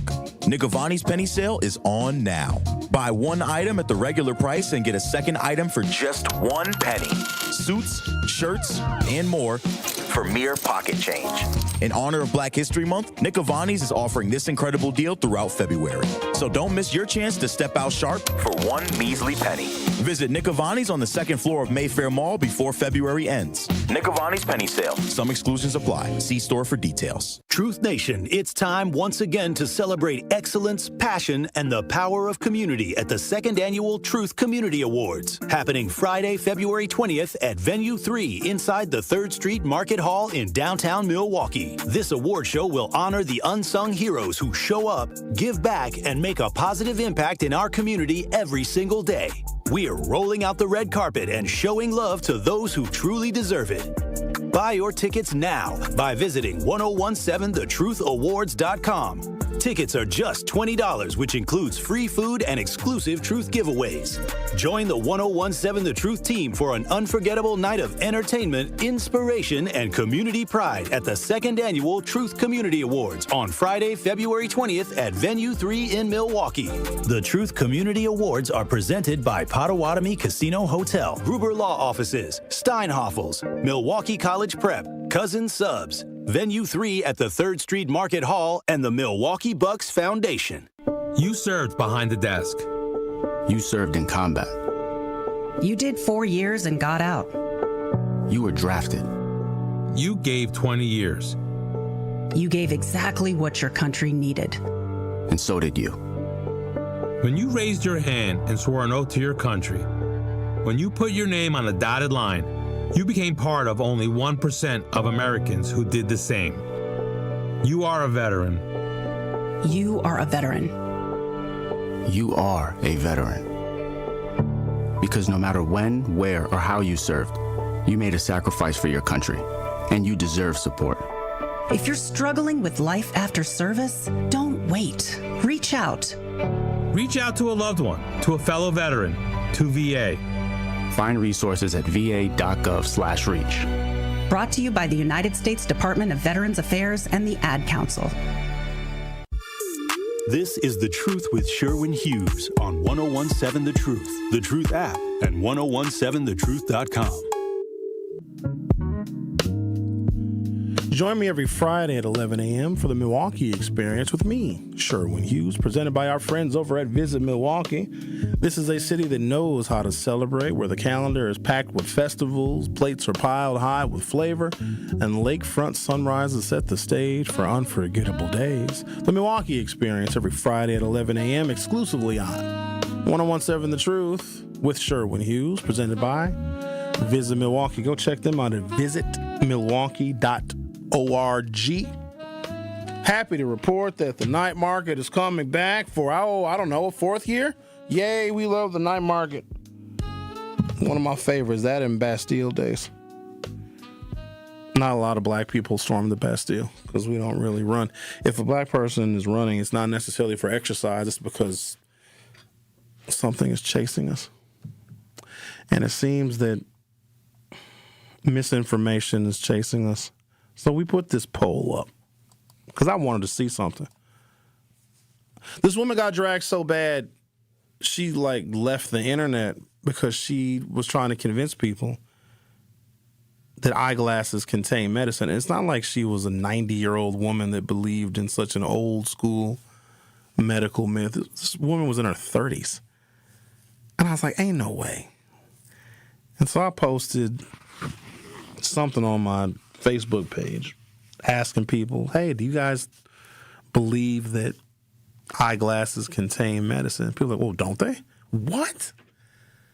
And this topic has never come up before until I saw this posting on TikTok. The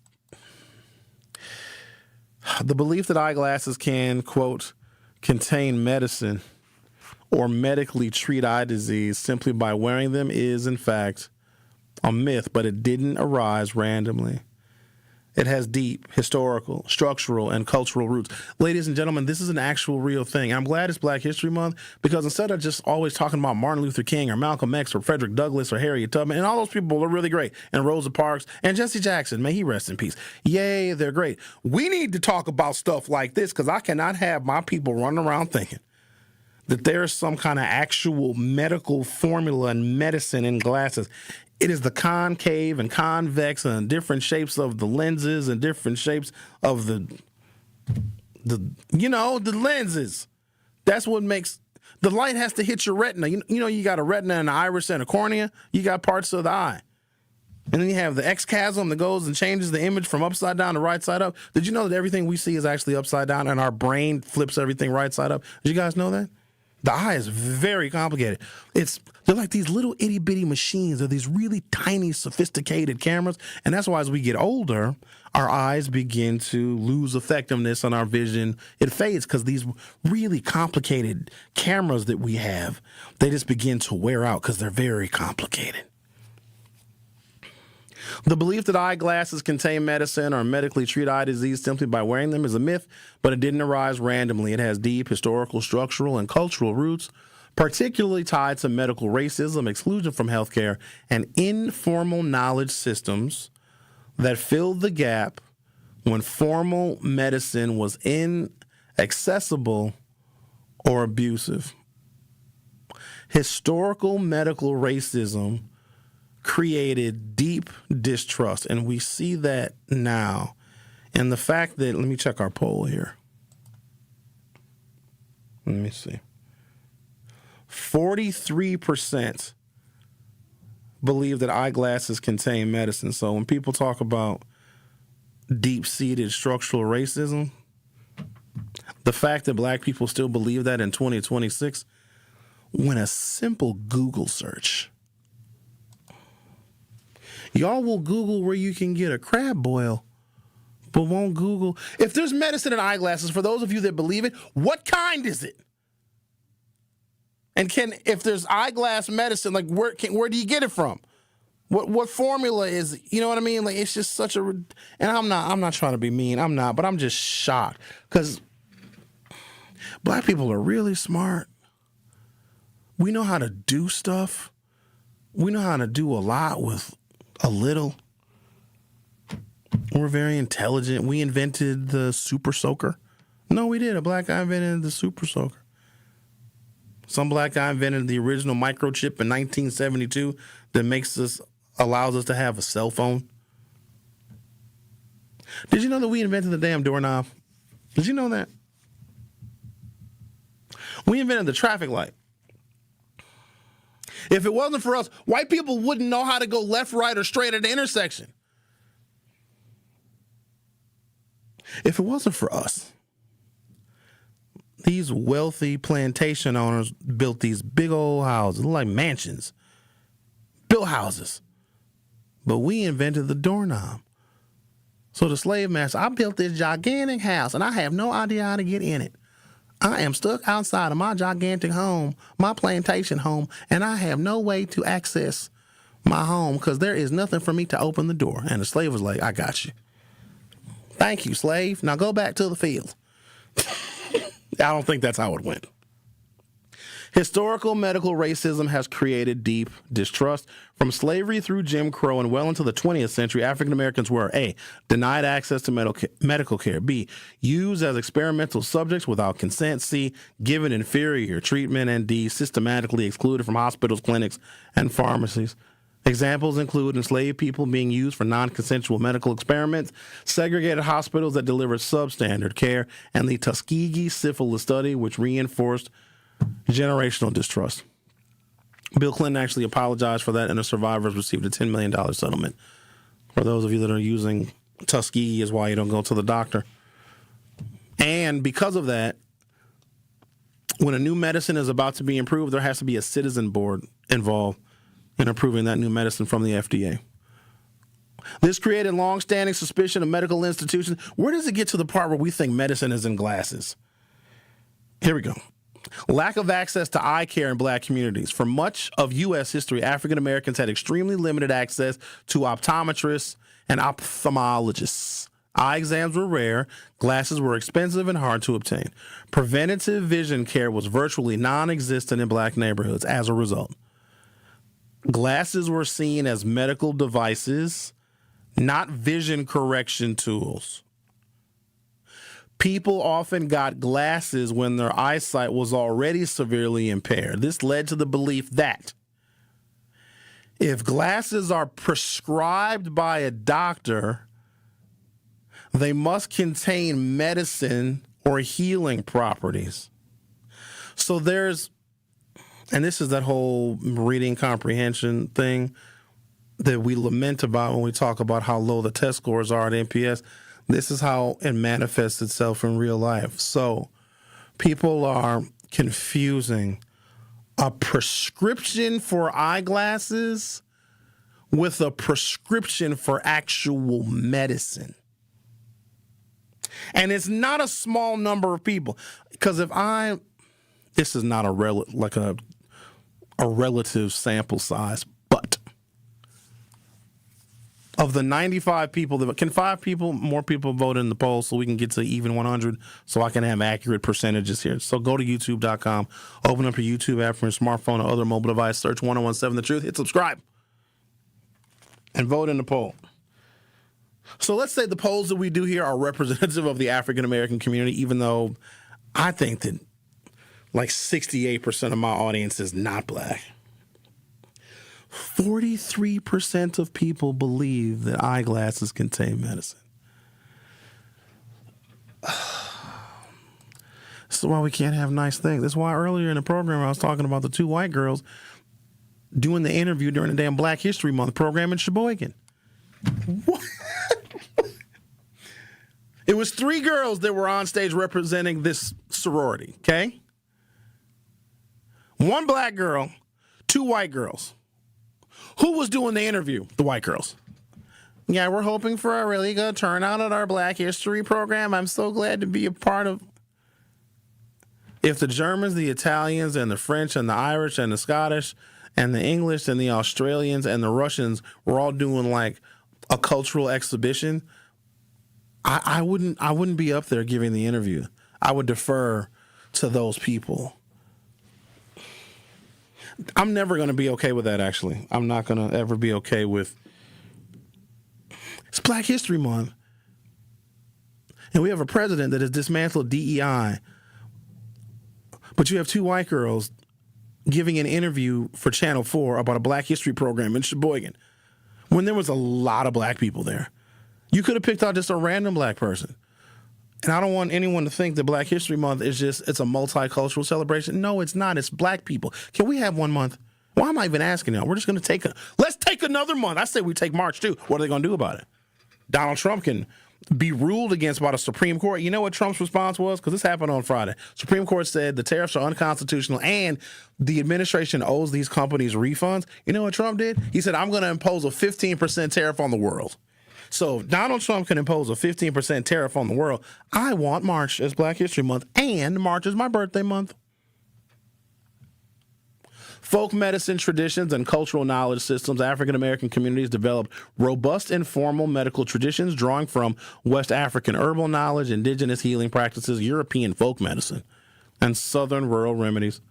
Objects carrying healing powers such as charms, herbs, tonics, I don't even know how to say that word, poultices, and oils. Medicine is often embedded into physical items. The Truth with Sherwin Hughes on 1017 FM. I'll be right back.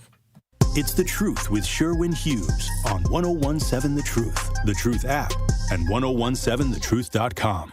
The award-winning 1017 The Truth proudly celebrates Black excellence and the most monumental moments in our history. Tune in for Dr. Ken's Trivia, spotlighting powerful facts and moments you need to know. And Tori Lowe's Our Voices, Our Stories, amplifying the youth, perspectives, and lived experiences that define who we are. Celebrating Black excellence, celebrating our history. All month long on 1017 The Truth.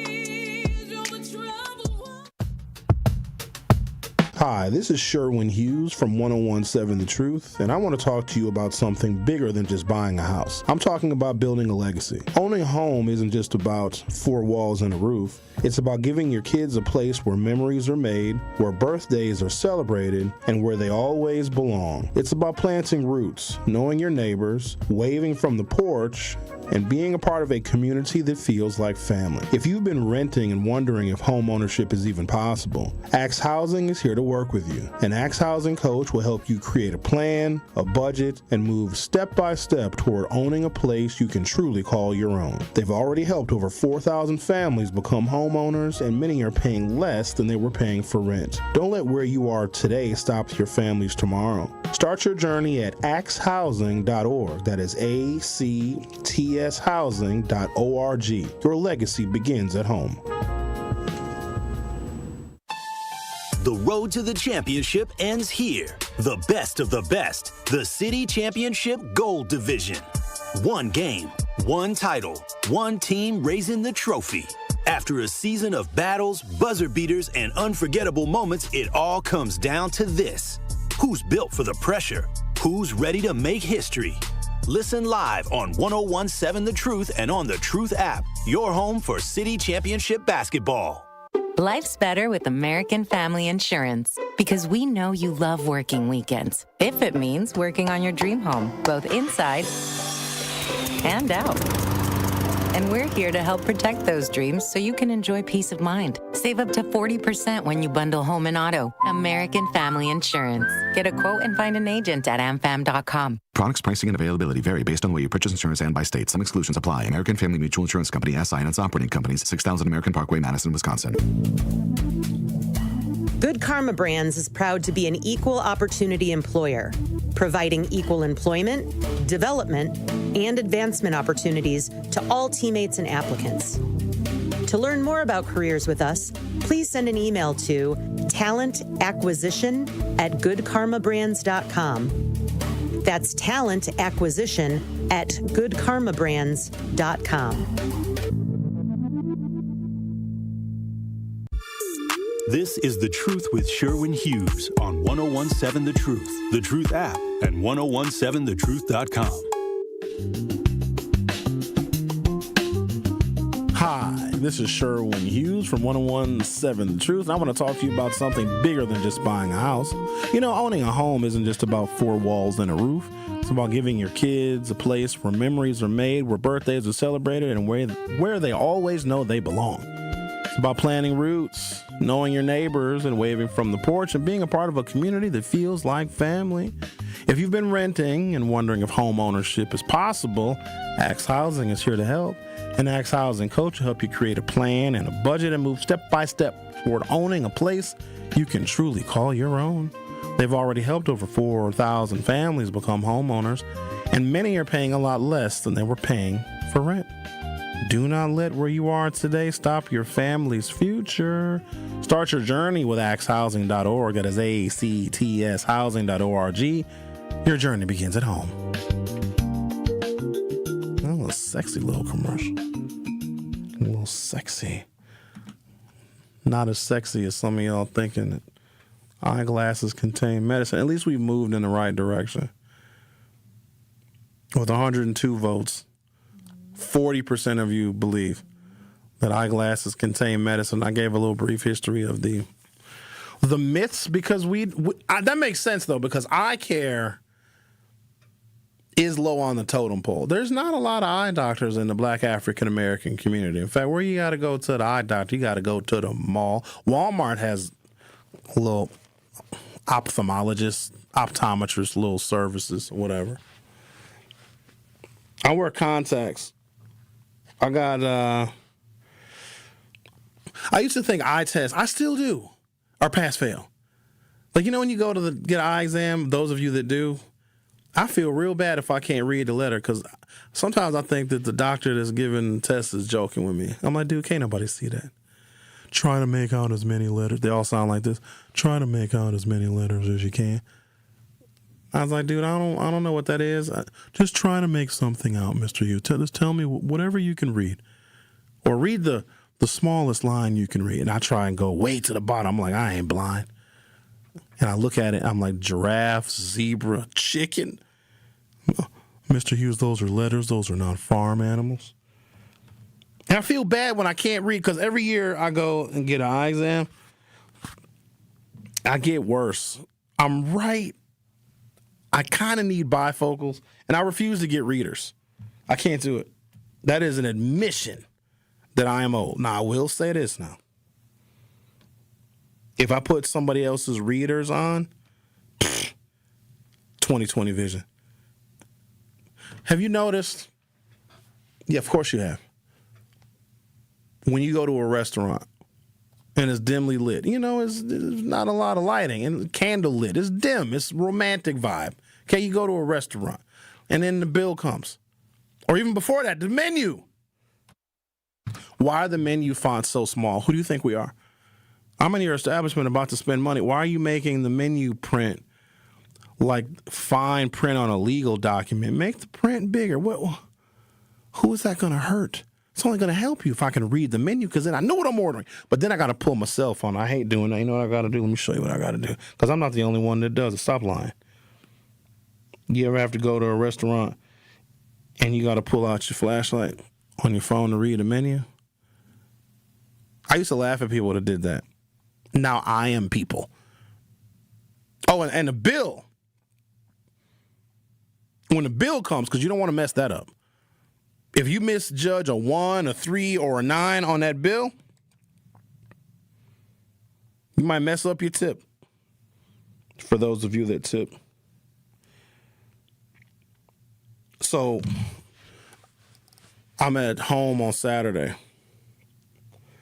and my motion detector went off. And I noticed a vehicle parked in front of my house with 2 people in it. Usually, I don't really care, because it's a public street. If you ain't doing nothing, ain't saying nothing, I don't care what you're doing. But if they're parked there for long, like 15 or 20 minutes, then I get a little suspicious, right? So this vehicle is there for like 45 minutes, and it would get completely dark, but then every so often, it was 2 people in the vehicle. I could see their cell phones lighting up, so they'd be on their phones. I'm watching them through my window now. Now I'm invested. And I see a cell phone light up, then they both light up, because it would light up the entire interior of the vehicle. It's right in front of my house now, directly in front of my house. And then one guy got out, and he starts walking toward my house. So, in the city of Milwaukee, you got the street, the curb, a strip of grass, sidewalk, and then my yard. So if you're walking from the street toward my house, it's street, curb, strip of grass, sidewalk, my front yard. You know what this dude did? Walked into my yard and started urinating. And he didn't know I was watching him. I'm livid. So livid, I didn't know what to do. So he finishes, and he gets back in the car like nothing is going on. And so usually if people are sitting in a car, I'm looking for a lighter flicker, because that means they're smoking dope. But there was no lighter flickering.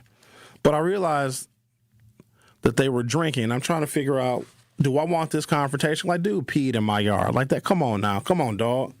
Come on, playboy. We don't do that around here. So like maybe 2 or 3 minutes later, the other person in the car gets out and does the same thing. Man, I busted my front door open so bad. I'm like, yo! And I'm not going to use the profanity that I use when I confront these individuals. You know what dude said to me? Oh, no, hablo inglés. I'm like, you speak English. Quit playing with me. And then I said, tú necesitas salir ahora. I said, you need to leave right now. And you know what this dude starts doing? So the other dude stays in the car. And he's speaking Spanish to me. He starts walking toward my front door. I'm not going to give you the details of how I deterred him, but I made it clear it was not in his best interest after he just urinated in my yard that he should not keep proceeding. It was almost nasty, but then he said, I go home. I could tell by the accent that they were Mexican. Now, I'm not saying that they need to be deported, but you know how offensive that is? And here's what's crazy, because my street isn't busy, but I get a little bit of traffic. If people are cutting through from one main street, one main thoroughfare to another main thoroughfare, they sometimes take the street that I live on, you see. And also, I got an issue with people, stalking my crib because of that lady that came to the crib. So, I don't like that, you see. This dude is going to... And it's cars. Like he was out there peeing, and cars were going by. My porch light is on, and my lights are bright at my house. He put a little tallywhacker out, gonna pee in my front yard. Just the disrespect. I'm thinking to myself, I don't know where dude is from, but you need to go back there, because we don't do that around here. I made it real clear that that's not acceptable behavior. But the fact that he walked toward me, I'm like, this is going to get really, really ugly. He put his hands up like, no, it's okay. Dude, you just peed in my front yard. But they left eventually. And I was like, oh, now they might come back. They might be MS-13s. They might be these people that Trump is talking about deporting. But, I stayed vigilant, and they didn't end up coming back. So I had, that's never happened to me before. And I've lived in my house, current address, it'll be 22 years in May. And I've seen some weird stuff on my street. You name it, I've seen it. I've never seen a Mexican pee in my front yard before. I'm like, why my yard? So many other houses. All right, 40% of you say that eyeglasses contain medicine. Please Google and find out the truth. Thank you for listening. Bye-bye. The award-winning 1017 The Truth proudly celebrates Black excellence and the most monumental moments in our history. All month long, we're honoring the voices,